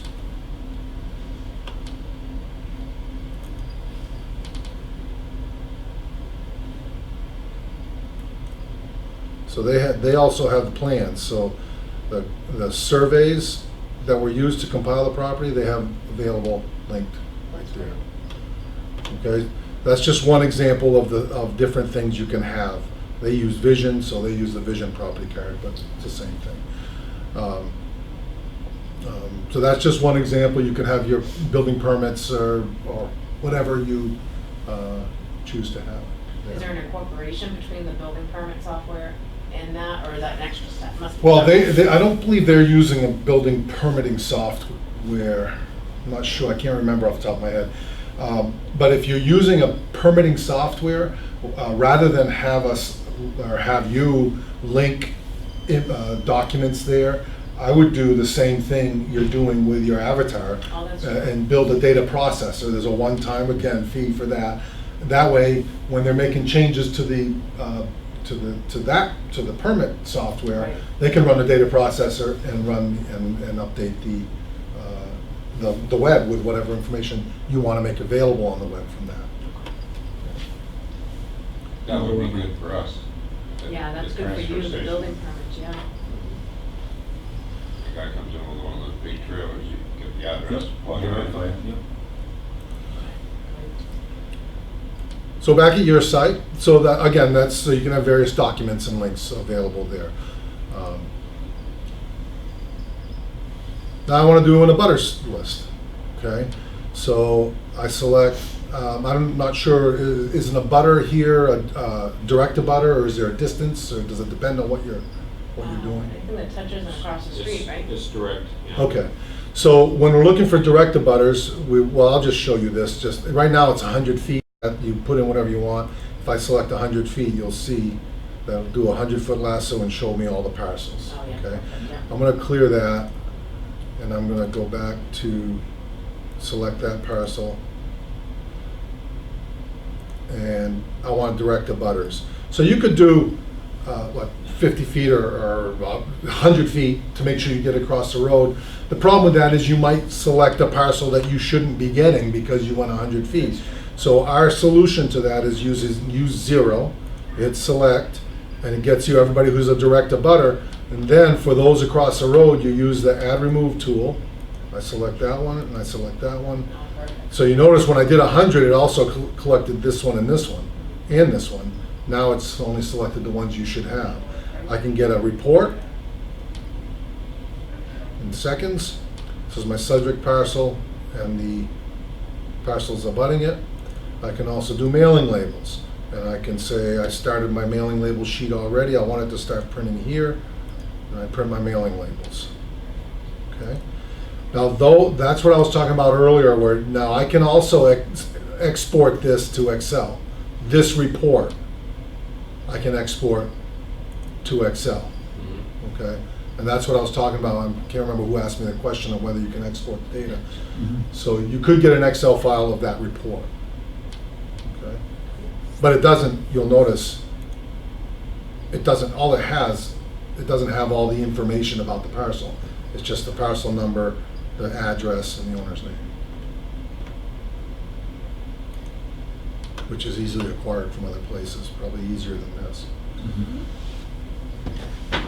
One other thing I want to show you about that abutters list, you can do multiple parcels. So for example, if I wanted to do an abutters, let's just say for talk's sake, the same owner owned both of these oops.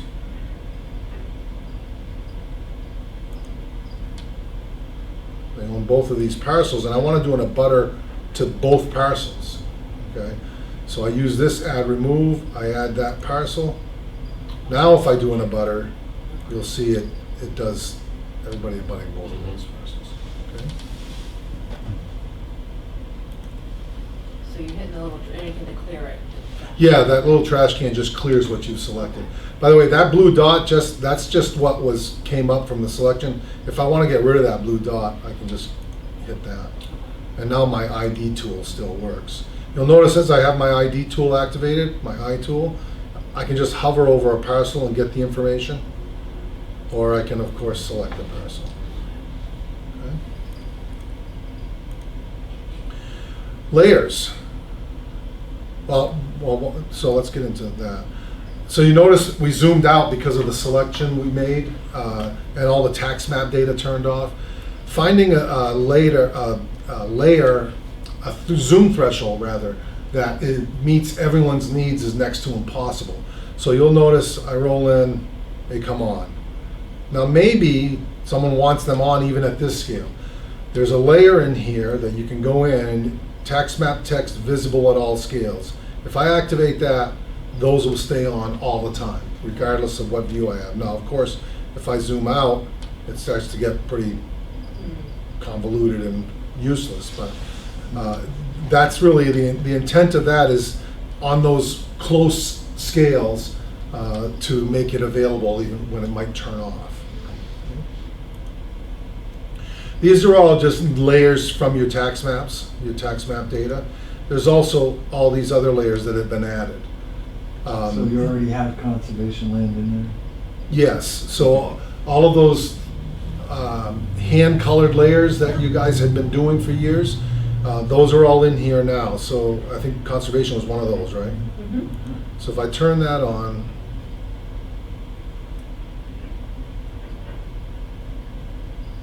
you see some parcels colored in. Let me, oh, they're all one color. Let's see, I want to go to one that had zoning had, oh, current use was different colors, right? Yeah. Mm-hmm. Let me turn on current use.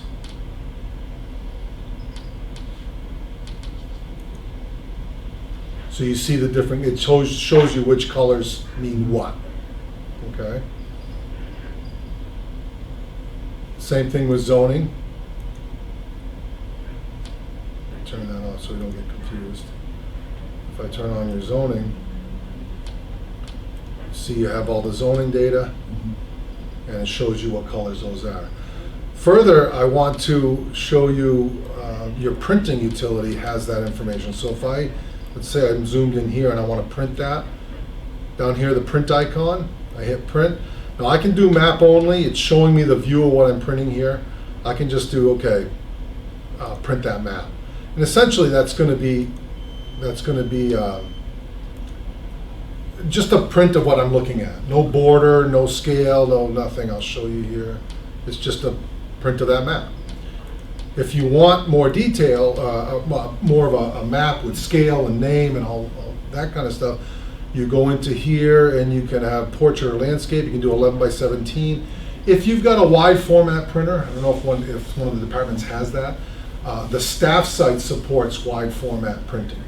If you would have a staff site. So let's just say I'm going to do portrait, and I'm going to leave it 8.5 by 11. I want to change the scale. I want to make it 300 feet to the inch. I can put in whatever map title I want. Just Tufton Borough. Now, do I want to show a legend? I click yes, and I print that. Now, it's going to take a couple seconds longer to develop the map because it's creating a border, creating a legend, and really just developing a professional looking map for you. A couple seconds. There we go. So now you see it gives you your logo, your scale. Oh, it didn't change the scale. I must have, maybe I didn't hit enter. It has a scale bar and the colors showing you what zone is which. Okay. All right.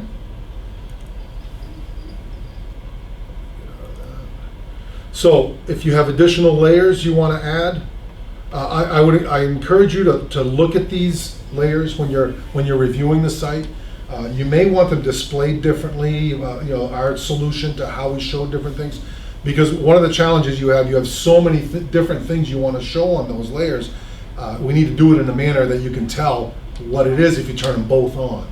So I would encourage you to pay particularly attention to that, because we can change it, and now's the time to look at that and see if you want it changed. Okay.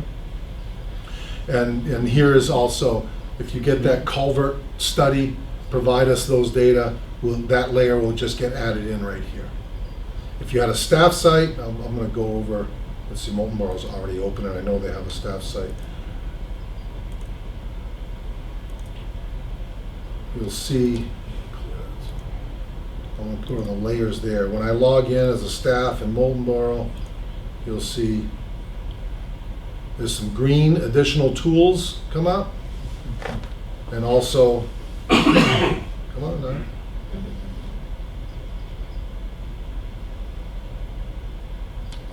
You see staff layers come up too. So these are layers they didn't want available to the staff. One example of that is if you want to incorporate 911 data, the state 911 doesn't allow you to distribute that information. It's the only state we work in where that's the case. So if you want to incorporate those data on your site, you have to have a staff site because it can't be open to the public. Okay.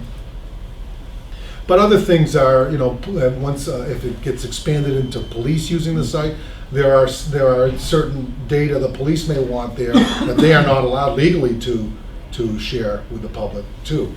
So besides pass protected data, there'd be password protected functionality here as well.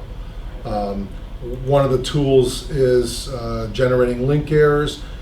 You can run a list of all the parcels that are in your CAMA that don't link on the map, just to help you keep your data clean.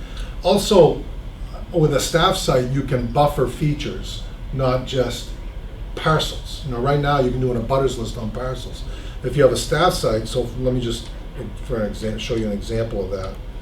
I'm gonna turn on the flood map. Okay, there it is. So if I select this parcel, so it selected the parcel. If I hit that arrow, now I've selected the floodplain.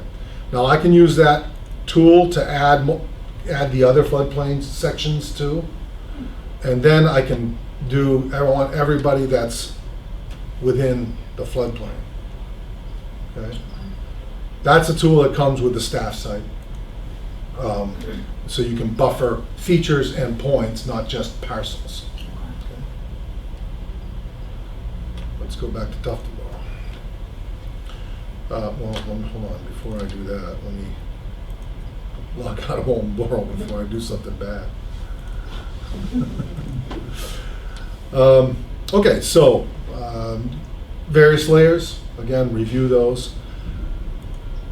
Up here is where there are additional tools. For example, let me turn, there's no flood map on here? That's surprising. Seems like an automatic thing, we would add your flood map. I'll look in, I assume you want your flood zones on there. We don't have many. Excuse me? We don't have many. You don't? Well, we have more than you have think. some. Yeah. I suspect there's some that runs through here. Yeah. So I'll make sure we get that added. That was an oversight. Unless you really don't want flood zones. That's usually one of the first things towns want, is their flood zones. Well, I had a phone No reason call. it shouldn't be on there. Yeah. Correct. We had a request for somebody wanting to waive their flood Yeah, that was- insurance, because they were in a floodplain in Tufton Borough, so I guess we should know where the floodplains Yeah, are. yeah. It's not part of your zoning, is it? No. No, it's not.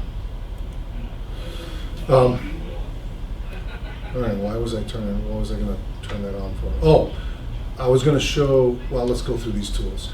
There's drawing tools, so you can create points, lines, rectangles.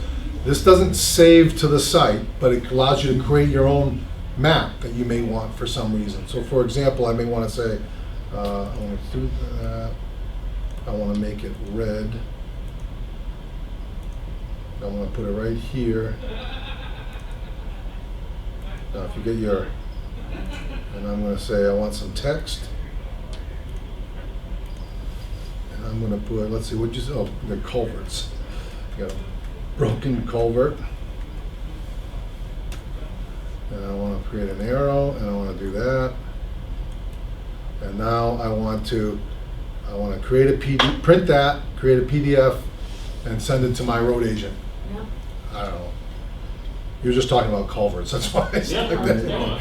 So it's a way, one of our clients in Massachusetts had their 250th year, whatever that's called, sesquicentennial, I can't say it. And they used it to create a map of their parade route, and then they posted it on their website. So you can do all kinds of things for that. But it doesn't, again, you're not saving it to the site, you're just creating a map for your own use. Okay? This is a calculation tool, it's a great tool. You can measure distances, areas, so I don't know, I can just, it's point and click. You don't have to know anything about mapping and GIS. I'm not being careful, I'm not zoomed in tight. No, look at that, I just went.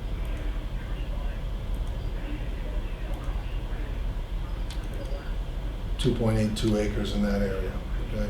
This is a good tool for when you're working on the maps. Someone comes in, there's a dispute on the acreage. You can look at the lines and you can say, hey, the lines look right. Do a quick calculation. Maybe there's just an error in the calculation before. And it's a good tool for that. It's also a good tool if you have your floodplains map and someone says, hey, my property's way over assessed, it's all in the flood zone. You can easily calculate the area within the flood zone.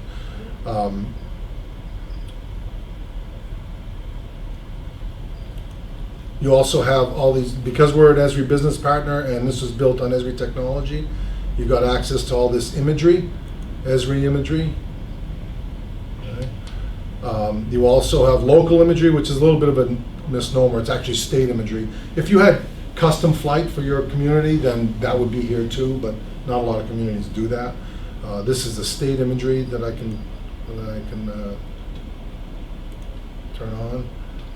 And then over here, we've got others, that's where we put Google. And I always show that because people are used to looking at Google imagery. So now you can look at parcels with the imagery in the background. I love that because it creates more opportunity, more eyes looking at where there might be errors in the maps, be easier to correct. Because when someone's just looking at a map of their property, it's hard to tell if that's plotted right. Because what do you have to relate it to, from the general public? But if they can see it with the imagery and they can say, let me just make up an example here. They can say, boy, your maps are pretty nice. I'll just make something up here. This person come in and say, hold on a second, my property line actually is across the road from that property line. This line shouldn't go like that. It's at the wrong angle. It should go like that. I'm just making that up, but it's hard to see. Well, in that case, you could see that on a map too, but there we go. This might be an example. Say, no, this is what's going on. These are on my property. There's an error in the line there. Maybe there should be a jog here. Maybe this line is actually way over here. Or maybe this is the way it is and it just happens to be that way. Tell us when he's cutting down trees on their land. That's what the state uses, that's what DES uses. If you go north from that, that's mine. Or DRA rather. North? Yeah, a little bit, yeah. Want me to search it? Yeah, that's the right top corner there, that's mine. Right there? Up a little bit. And yeah, see where it's cleared on the left? Oh, yeah, okay. You can tell my tree line, so I haven't gone across a guy's property next to me. You got pretty close there a couple of times. What about up by your driveway?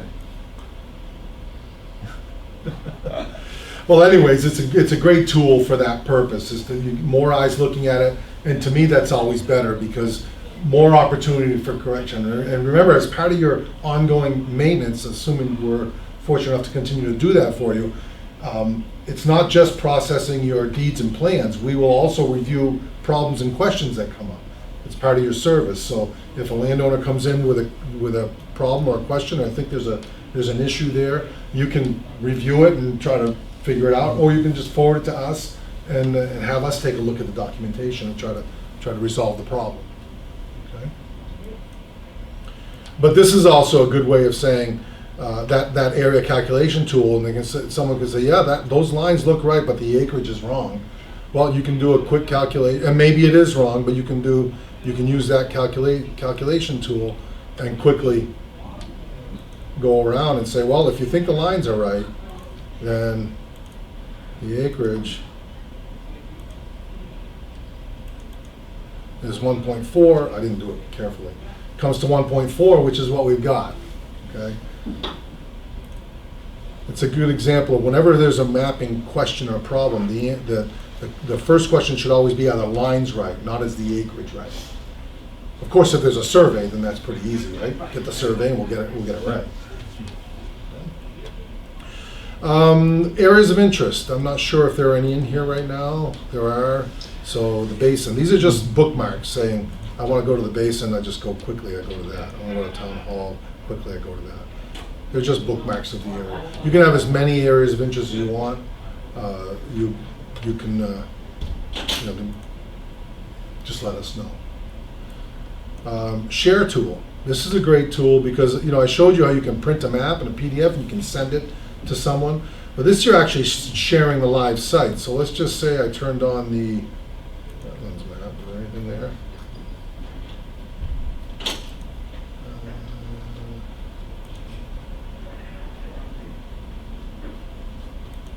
It's gotta be zoning. So I'm looking at this area here, and I'm talking to someone on the phone. I can share exactly what I'm looking at if I use this share button. I copy this, I go to my email, compose an email, put that in the body, paste that into the body, send it to whomever. They click on it, and it will open the site with the exact same Oh, that's cool. layers on, but live in the site, not just an image of it. So with the exact same layers, the exact same extents that I'm looking at, so you can ensure that you're both looking at the same thing when you're talking over the phone about it. Yeah. Turn that layer off, doesn't look too good with the photos on, does it? The I button, you've been seeing me use that, and as I said, you can hover over a property. I said you can hover over it. It works until you talk about it. Yeah, no kidding. The dangers of doing a live demo. I wonder if it's showing up behind the imagery. Yeah, it might be.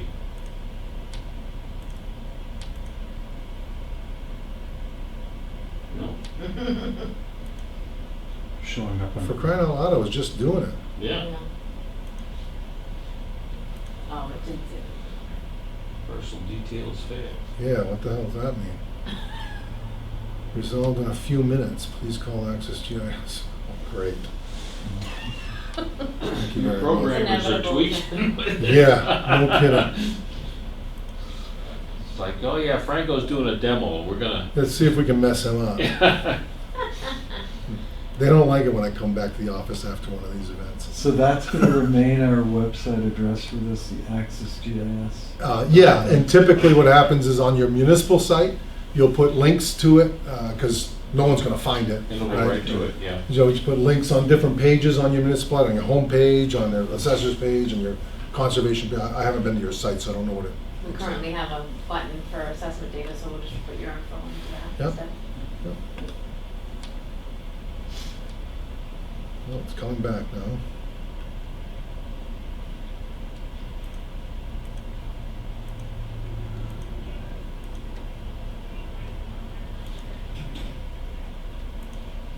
What's going on here?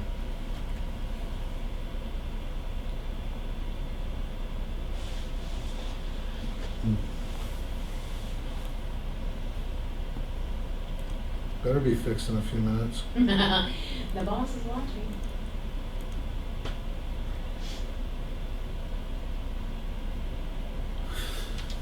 Let's move on from there, see what happens as we go.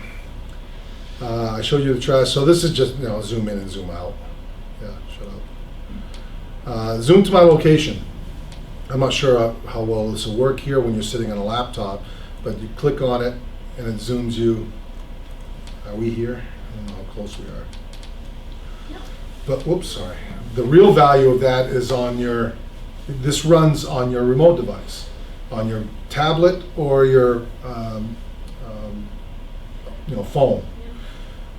So that's obviously, it's using your phone's GPS to locate where you are.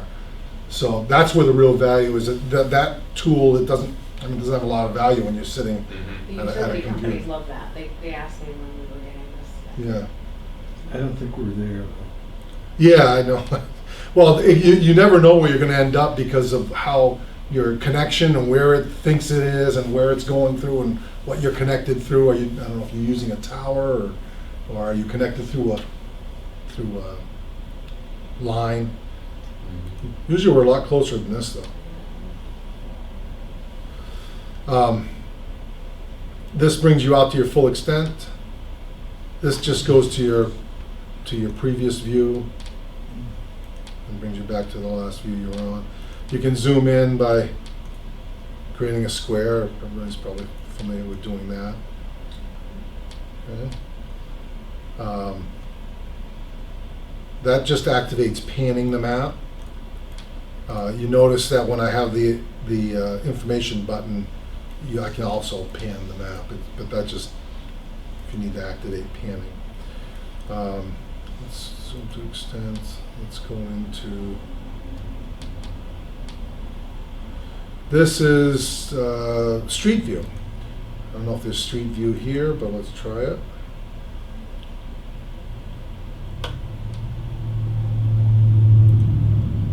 have Street, yeah, you do. So if you've ever used Street View, Google Street View, we've just incorporated it into here so you don't have to go and open another site, right? So if you notice that blue button, if I go up the road, it's moving. Also, as I rotate, it shows me what direction I'm looking.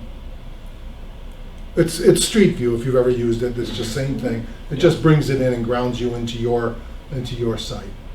Okay. This is the bird's eye view, which is oblique imagery.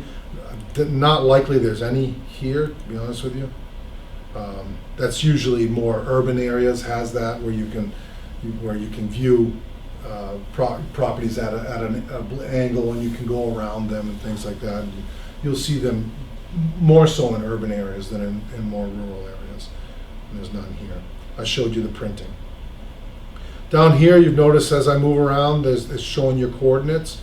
That can be changed to state plane feet, state plane meters, whatever coordinate system you want to use. Also, you can enter coordinates. Someone's proposing a tower. You can enter the coordinates and create a pin right where that would be.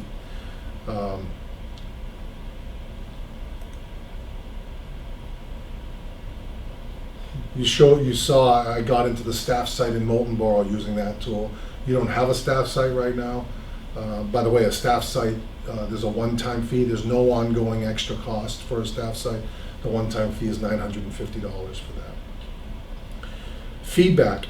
This is a tool by which you and the public can provide us feedback, questions, problems, what have you. Okay. There's also this contact here. I don't know if it's set up yet. Yeah, it is. So that's contact locally. This is feedback to us directly. Okay, and you can obviously the public does it, or you can do it. Help. This is a great tool. We have the feature tour, so this takes you through each tool, what it does, step by step.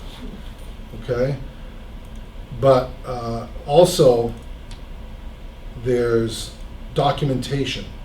Again, this is open to the public as well. If you had a staff site, there'd be staff site documentation there too. The public wouldn't be able to see it, but you could. So this documentation is a PDF, it's interactive, and someone I want to do an abutters list, takes them right to that point, shows them step by step how to do an abutters list. Okay, and that's interactive. That'd be great to tell people, yeah. Yeah, so you might get questions early on. People tend not to dive into that help, but this is really a useful help tool, and it will greatly reduce your interruptions. Yeah. The site itself does that, but then when they realize they can look stuff up too. There's a disclaimer that's typically would just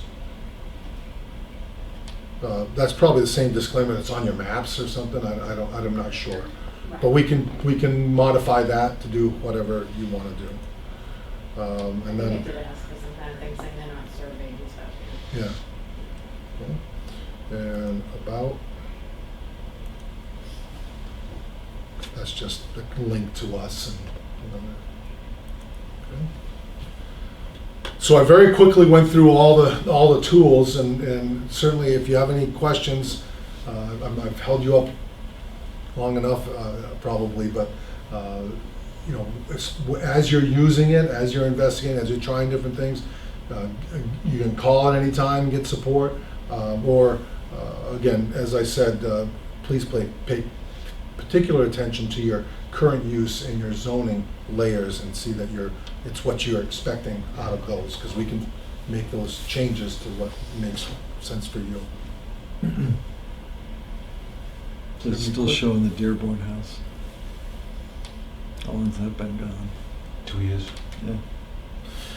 Yeah, those layers, that's something to talk about. These buildings that are showing right here, those are from what we're showing that existed on your Yeah, I had mapping, a right? problem with something else, yeah. And so we can update them. You can tell us if a building has been raised and we can remove it. Adding them is a different story, right? So as part of our annual maintenance, we can add buildings for you, new structures. There's a flat fee of $15 per building as part of the maintenance. And we can add those things in.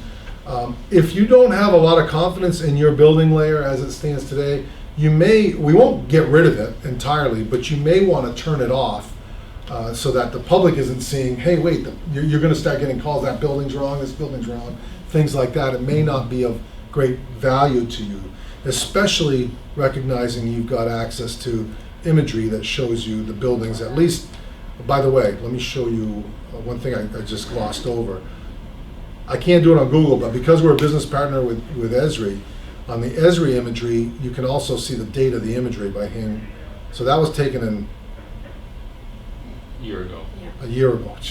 I thought that said 19. I said, how the hell can that be? Yeah. 11 months ago, yeah.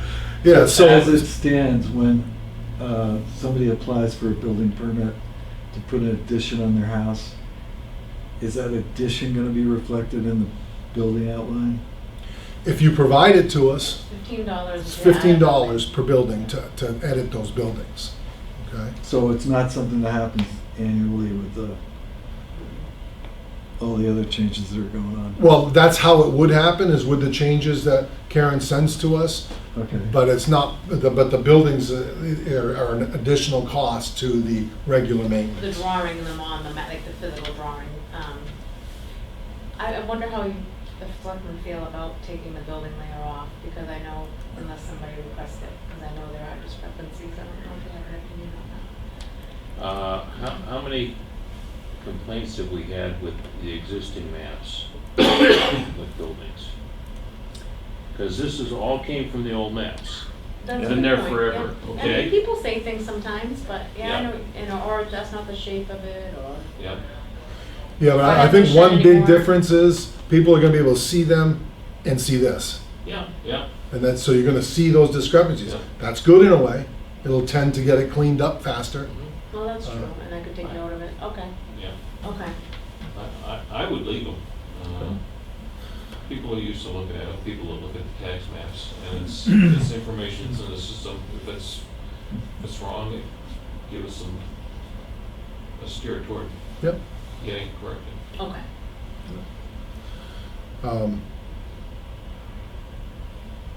Yeah, so all the other data, all the other map data, this came directly from your tax maps, right? Right. The data that are shown here. I don't know, it seems like it's really slowed down, hasn't it? Yeah, Mhm. maybe it's the Wi-Fi. Yeah, that's what it is. Yeah, All yeah. right.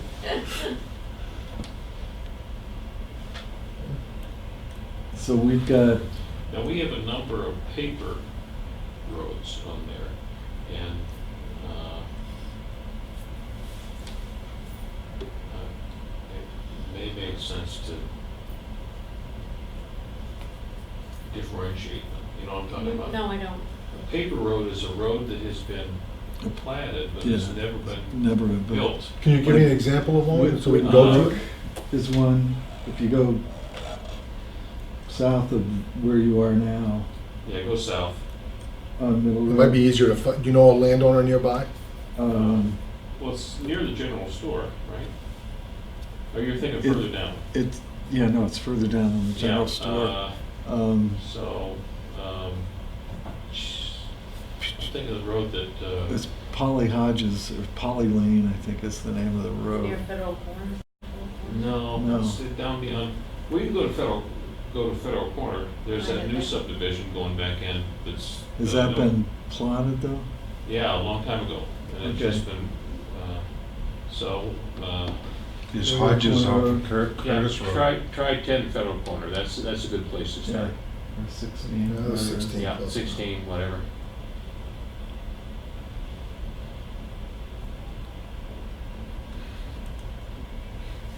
Runs by as fast as my computer. Yeah, something's funny. Yeah, something's funny. Welcome to America. While I'm waiting for that, I'm just gonna go to, Is up Curtis Road, that was the Hodges development, Yeah, that's on yeah, paper. Curtis Yeah. Road is what I Is was it thinking. Curtis Road?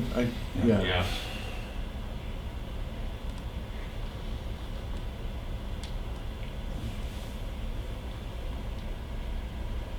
yeah. Getting something funky. Curtis going on. Road, Curtis.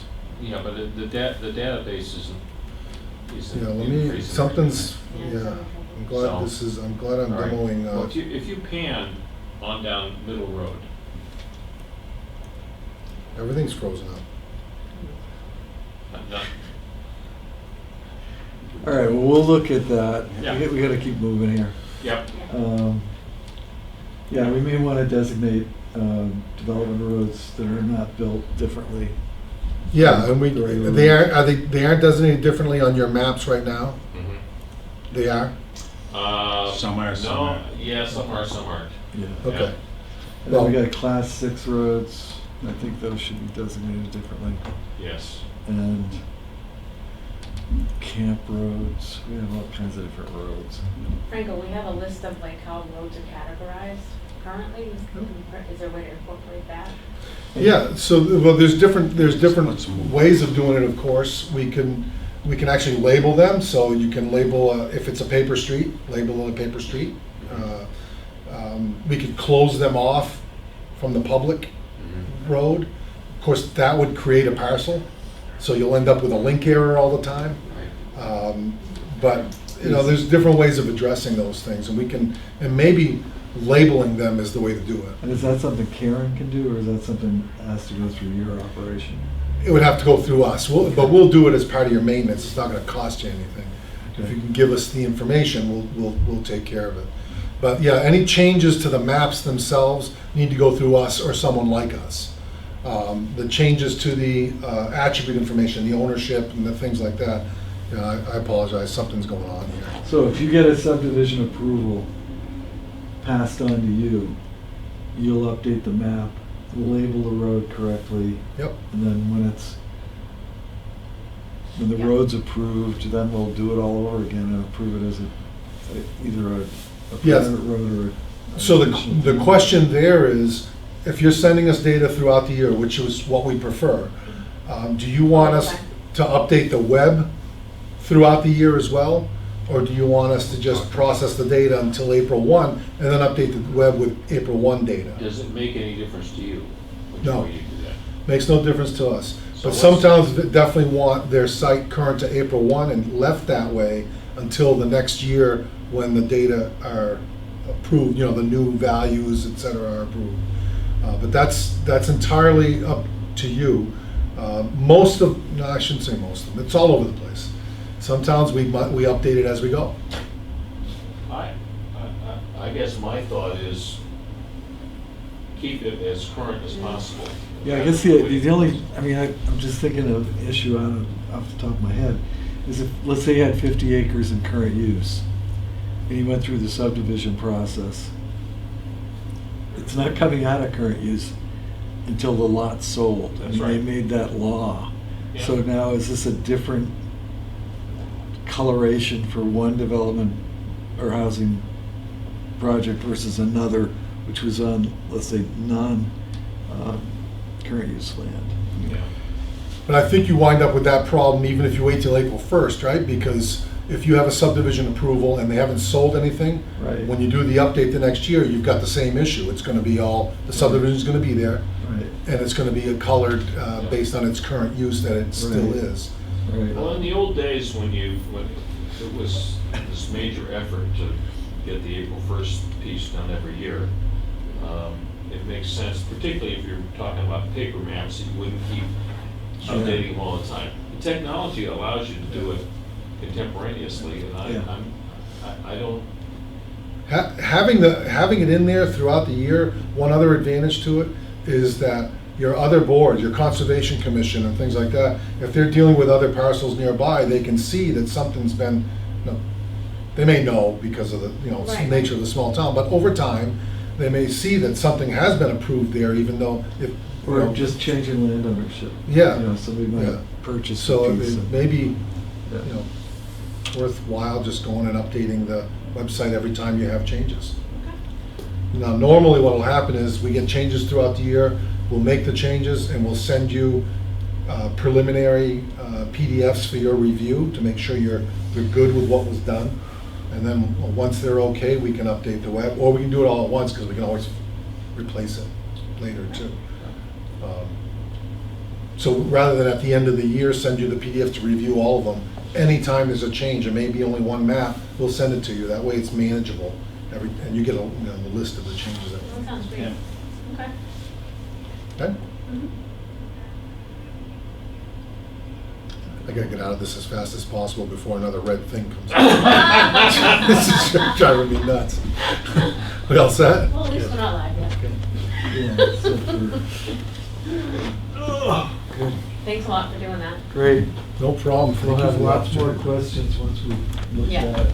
Yeah, and don't, like I said, don't. Privacy of our own computer again. Yeah.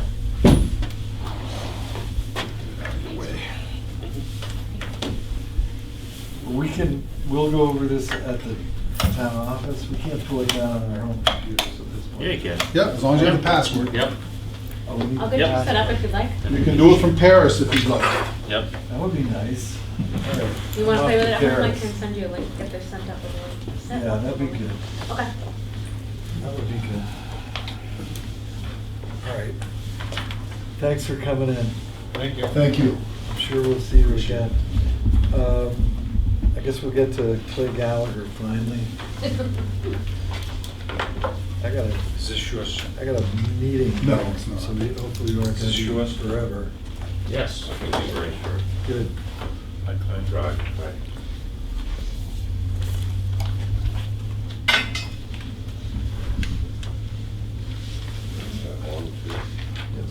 This one, that's two.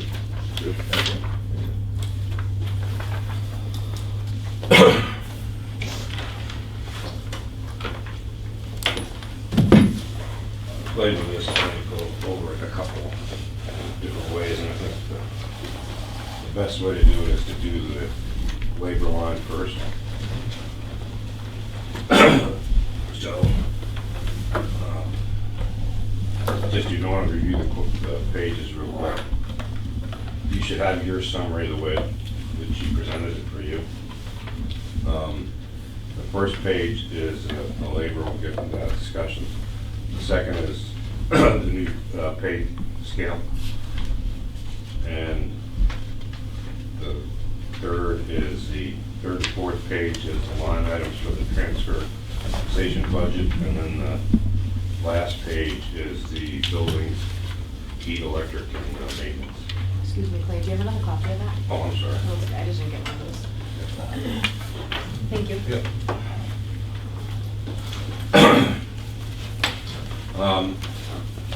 Basically, to go over the labor lines, I divided it down into four lines itself. And current position and grade is the first column, hours per week. Second column, hours per year, additional hours. And if you look below the asterisk below that column, that's all the things that go into that. And the grand total hours, the 2019 apportioned amount, the 2019 hourly wage amount, the raise proposed with the COLA is the next column, the 2020 new hourly wage, and the 2020 proposed compensation and grade, grade and step.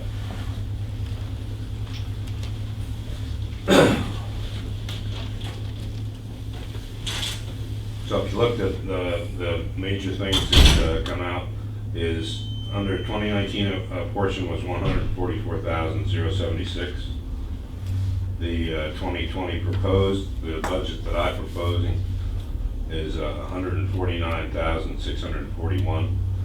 That's a 3.85% increase, and it's due to basically three different factors instead of being 3.7% flat like it would be. I only get COLA for my positions. We went back to a 52-week year from a 53-week year. And I had to add because as good as I have been, it's always bugged me that at the end of the year, without any changes, I always end up with a 1% over on the labor lines. 1 or 2% at the most over on the 3 permanent labor lines. I couldn't figure it out until it dawned on me that the 12 holidays, a certain number of those holidays come on days that we are off and not on. So that's added money to the budget. And I went back and I said, well, it couldn't have that much. And I went back 9 out of 12 holiday days were Additional days. additional days. Yep. So that bumped it back up from being down to about a 1.1% total budget raise. I added 6 out of 12 days for next year to see if we can come a little closer to being Yeah. more exactly on. And it created that 3.85% rather than 1.12%. And the second page is the proposed grade and step for each individual.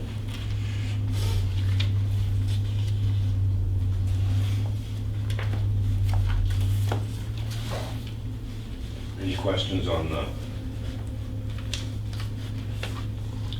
No, out of the general stream of things, changes in wage scale? No. Okay.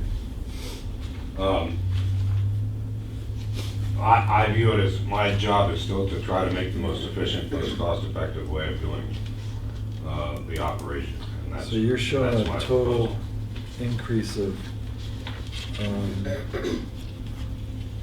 $5,000? Of labor? Yeah, 5,600? Yeah, 5,600 total. Okay. Then. Now, if you work it out, that's 1.12%. That's primarily due to going from 53 weeks to 52 weeks. Right. And the COLA. And the COLA. adjustment. So on your, moving right along, do you have any questions on it? No, makes Okay. sense. On the general budget that you've created here? Okay, the next to line item budget, Yeah. Which okay. Starts with new equipment. can seem to be a bit of mission creep in places. Just to color the What I, conversation. Okay. It's $8,065 increase over 2019. correct. Okay. Um, If you take the wages out. Okay. So What, the operation cost, non-wage cost, is gonna be $8,000 more. it's about 3%. Okay. And what I used where I didn't have hard factual data, of, the waste management lines, all of the waste management lines, plastic, CD, MSW, and glass. I used the 3%, which is their fee increase, because I have data on, for CD and MSW, that those lines are gonna go up 3% because of the increase in fees. Plastic went down. Plastic, I overestimated last year, so I'm reducing it to match what I perceive is gonna be next year's volume. Okay? And the glass is up just a very small tad. $50, I think it was. And then for like Lakes Region Hazardous Waste, we don't have the number from them. I assumed it's gonna be a 2 to 3% raise for next So year. you're already over budget on that line. So you're at. We did not have the numbers. I put in $4,000, it ended up being 4,100 and something. 19. And so this year, I went up 3% from that number once we did get it, and rounded it up to 4,300. So that should cover us for that. And like the next line down, tires, Freon metal, that's basically the tire container. And we had $2,000 budgeted before. We have 1,520 now. We seem to be getting more and more tires than we used to get. And The trailer rental is basically $750 a year for the rail, and the pull is about $780 a year, or a pull. And instead of one pull, we're gonna have 2 pulls each year, and I forecast that again next year. And we'd collect a disposal fee on the tires, right? Absolutely. And the closure monitor, we're putting that out to bid. The closure monitor was 13,000. Right. And I just got the sheet in from him. According, he's just filed and had your signature on the page for the new 5-year plan, and he budgeted, according to that 5-year plan, to be 14,000. And I have that cost email someplace. All right, we didn't do any stump grinding at all? No, we did While not. we're on closure monitoring, we talked about this at our last meeting, so we're gonna go out for pricing on that from multiple vendors. To just verify that what we're getting is the best for the town, okay? Okay. Does the contact at the state have the specific criteria available in a way that we can turn it into a request for proposals? Well, actually, if the application that was just sent in is going to give a specific test program, then DES is going to approve the application and come back to us with, this is what the 5-year program is going to be. Once you get that We can put that out to bid. information, you put that out to bid. And it's not gonna be any higher than the 14 grand. Well, that's a guess. I mean, Well, that's. no, I mean, yeah. if everybody else comes in at 25, we'll just stay where we are at At 14. 14, I mean, at least we've got a solid budget number to work with. Yes, right. Yeah. And if it comes in lower, then Then, Right. right. we save money. And there was some, there was basically message traffic to that, between Karen and myself and Dave. And not about going out to bid, Right. but about the price. Right. His price was estimated at the proposal he put in, if DES doesn't make any changes to it. Here it is. Looking at the landfill monitoring cost for 2020 based on the proposed scope in the report you got today, it looks like it will be 13,900, 14,000. This is an increase from last year due primarily to the need to add VOCs and RCRA metals to the sample list in April, which were not done last year. This adds close to $2K to the sampling cost. Let me know if you have any questions. Okay. Now, that's if DES approves that 5-year proposal that he put in, which he should know within 30 to 60 days. We should get information back from that. And we've got a permit number. I mean, do we have a copy of that application? Karen must. I don't have. The application that was recently sent in? Yeah. Yeah, I think there's a complete, So if In you're the- putting out an RFP, you can just reference that number. They can call DES and get the specs. It isn't as if we have to know everything. but he's saying the next year's plan might not be approved. We have to wait for that to be approved, right? But we want them bidding on the same thing. Oh, I You see know, what you're saying. I mean, Right. We We can't. want to bid on what they approve. Right. And what's the timeframe? That's it, he said 30 to 60 days. Yeah, okay, yeah. Is that, Run into it. that's timing wise, not like that so well. Not really, but at any rate, okay, moving forward.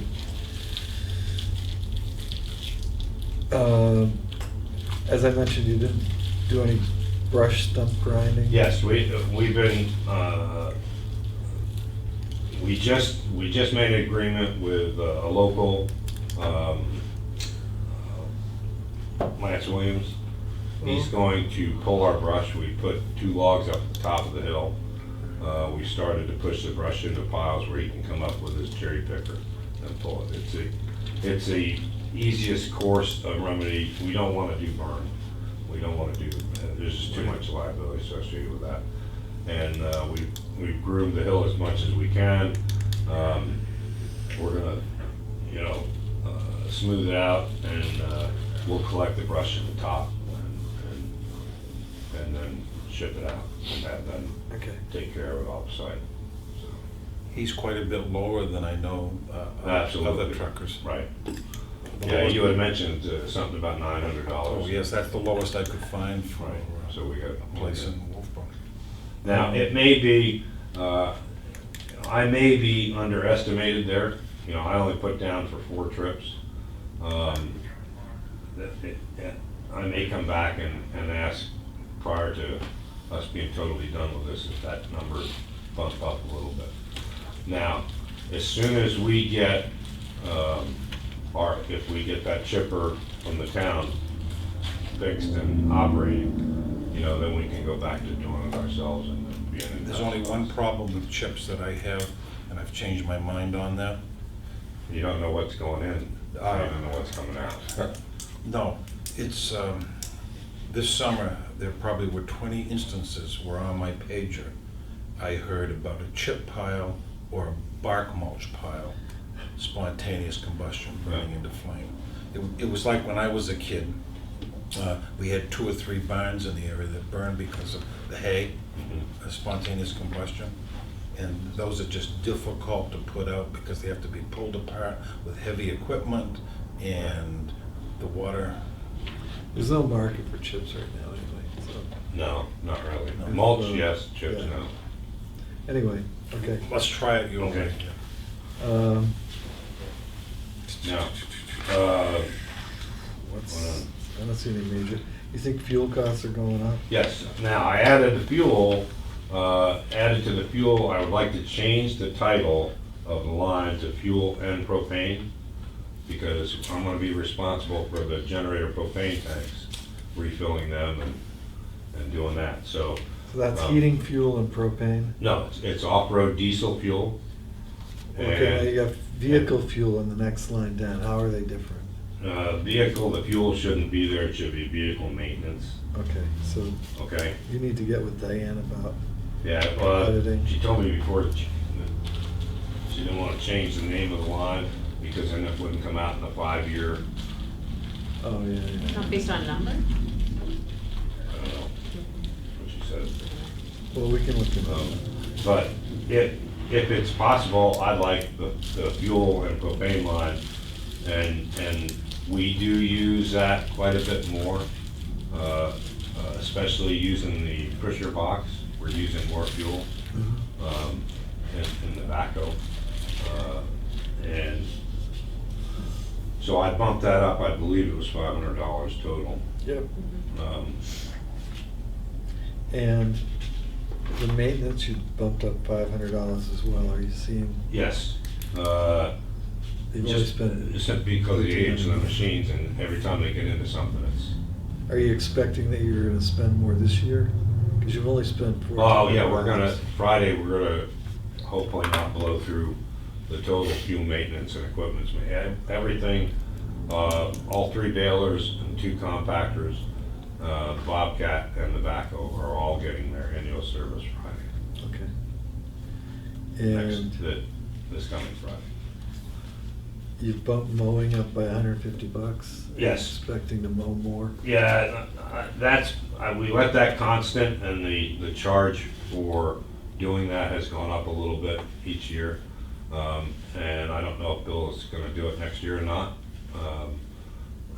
Bill Williams? Yeah, but, you know, he was by far a lot cheaper than anybody else doing it, so. Right. I bumped it up a little bit there. Right. No, everything else is stable.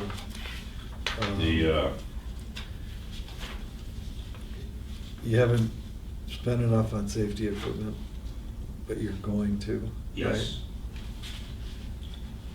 JP Pest, the pest control I put under the safety line, for obviously the medical, re-up closet. We're probably gonna have that once or twice more, which is a couple $100 each time. And I just got, safety glasses and safety gloves, which aren't shown on there yet. And Training and mileage works out just about right. Uniforms, we would probably need to get some more t-shirts. yeah, you haven't At spent least any of that identified. either. So you We stay, use that as basically, when I get to the end of the year and we're approaching the overall budget, I fell off on getting uniforms. Recycling awareness, recycling awareness, you haven't spent any money. that, we're gonna spend some money on a brochure, Right, and. we need to and, up our game there. The other portion of that is, I think, more applicable to the recycling awareness line is the CIP entry that I'm putting in for, which is the signage trailer, which we will be able to use on the road, and we can constantly change the message. All the people that love signs, it's a one-stop shop. I mean, we can, from your phone, from your laptop, you can change the sign with the password. I did some checking with other towns through the tech. Where is the company that sells this sign? It's in Bow. Okay? Okay, there's an office in. My brother Vermont. lives in Bow and told me they're highly recommended. The nearest other one is where? Out of the country? Yes. Well, not another country. They have, an office, a telephone office in the States. The problem with the other ones, which you can get a little bit cheaper, is, in 60 days, the bulb goes out or one of the vision for the sign goes out, and then what do you do? I've been told the same thing. Then you're stuck. And it's made someplace else, but these are, I did a little research on the companies, and this is that's basically a sign, the trailer sign. And if you've been by Moultonborough, they've got two of them that are a larger version of this. Ours doesn't have to be as large because we're, smaller roads and easier to see. But you can also, this should be part of our recycling awareness, because, I can put a special of the month, please recycle aluminum cans. Didn't you tell me that Moultonborough did Hazardous Day? And Yes. was their biggest? When they first used these signs for the hazardous collection dates, they quadrupled the number of people that went to hazardous waste. Really? So then the next year, and they quadrupled the number of people that brought stuff they shouldn't have brought, like latex paint. They had to then adjust the sign accordingly. But it'll come up, it's 3 lines, and you can put as many pages as you want, so it comes on for 3 seconds. The second, mostly people don't do more than 3 because the car will be past it before they get to read, comprehend the whole thing. So, limit it to 3 pages, 3 lines of text with a couple seconds on each. And you could do flavor of the month. You could do, please bring us your lead acid. I think and I got a meeting, Clay, I hate Okay. to cut you too short, but I That's gotta right. suggest that we increase the recycling awareness line item to $500. And the reason for that is I think there's been a lot of local concern about paper, for instance. Also the swap shop. And I'd like to include that group if we could, or get into a discussion with the volunteers at the swap shop. To pay for that. Sure. Or to just walk around and have something to give folks that are visiting the transfer station to Right. encourage recycling. Right. Make that part of their effort, Right. and give them a certain small budget to accommodate that. Yes, Is that yes. looking for some? Yep, no, sounds good to me. Acquiesce. So that would go Yes. in, that would go in on your line, is $500 changed to 500, you want me to change it? No, we'll change it on ours. Yeah, Okay. we'll change it on ours. So that's gonna push your total budget up to $432,541, which is still, Are you making that motion? I'm gonna make that a motion. Okay, I'll second that. All right, all those in favor? Aye. Aye. Aye. Excuse Okay. me. So that makes the grand total for 4324, $432,541. I think it would be 441, because you already Yes. had 100. 441. That's right, 441, yes, because we just added, 400 instead of 500. yeah, you went from Right, 100 to that's 500, right. I'm right? sorry. Good catch. Good catch. It's only money, right? Yeah, that's right. 432, 441. And that was Okay. chipped and then built, right? Yep. Okay, that's good. Can I Do go we need back to vote the on that side? again? We do. Okay, I'm gonna revise my last motion to read that, the transfer station budget 4324 should be a grand total of $432,441. Second. All those in favor? Aye. Aye. Okay. Can I go back to the sign? Yes, that's That's actually a gonna be a CIP warrant- entry. That's gonna be a warrant article. Warrant article. Yeah, it's not, Yeah, It could also do radar. yes. In addition to the price that I put in on the CIP, I gave two options. One is so that it could be informational for us. It could be used by the town, it could be used by the road agent, by the police department. An option is a certified radar through that company, and DOT is a radar. So we can do option. traffic control, Right. any number of things with it. Right. So I think we So need it's to figure out multi-purpose. how we're gonna plug it in. It's a warrant article, Adam, but. right. That Wednesday night, we'll talk about that. Are you gonna be The here CIP. Yeah, for, okay, good. I'll be there. The fire chief was in a few minutes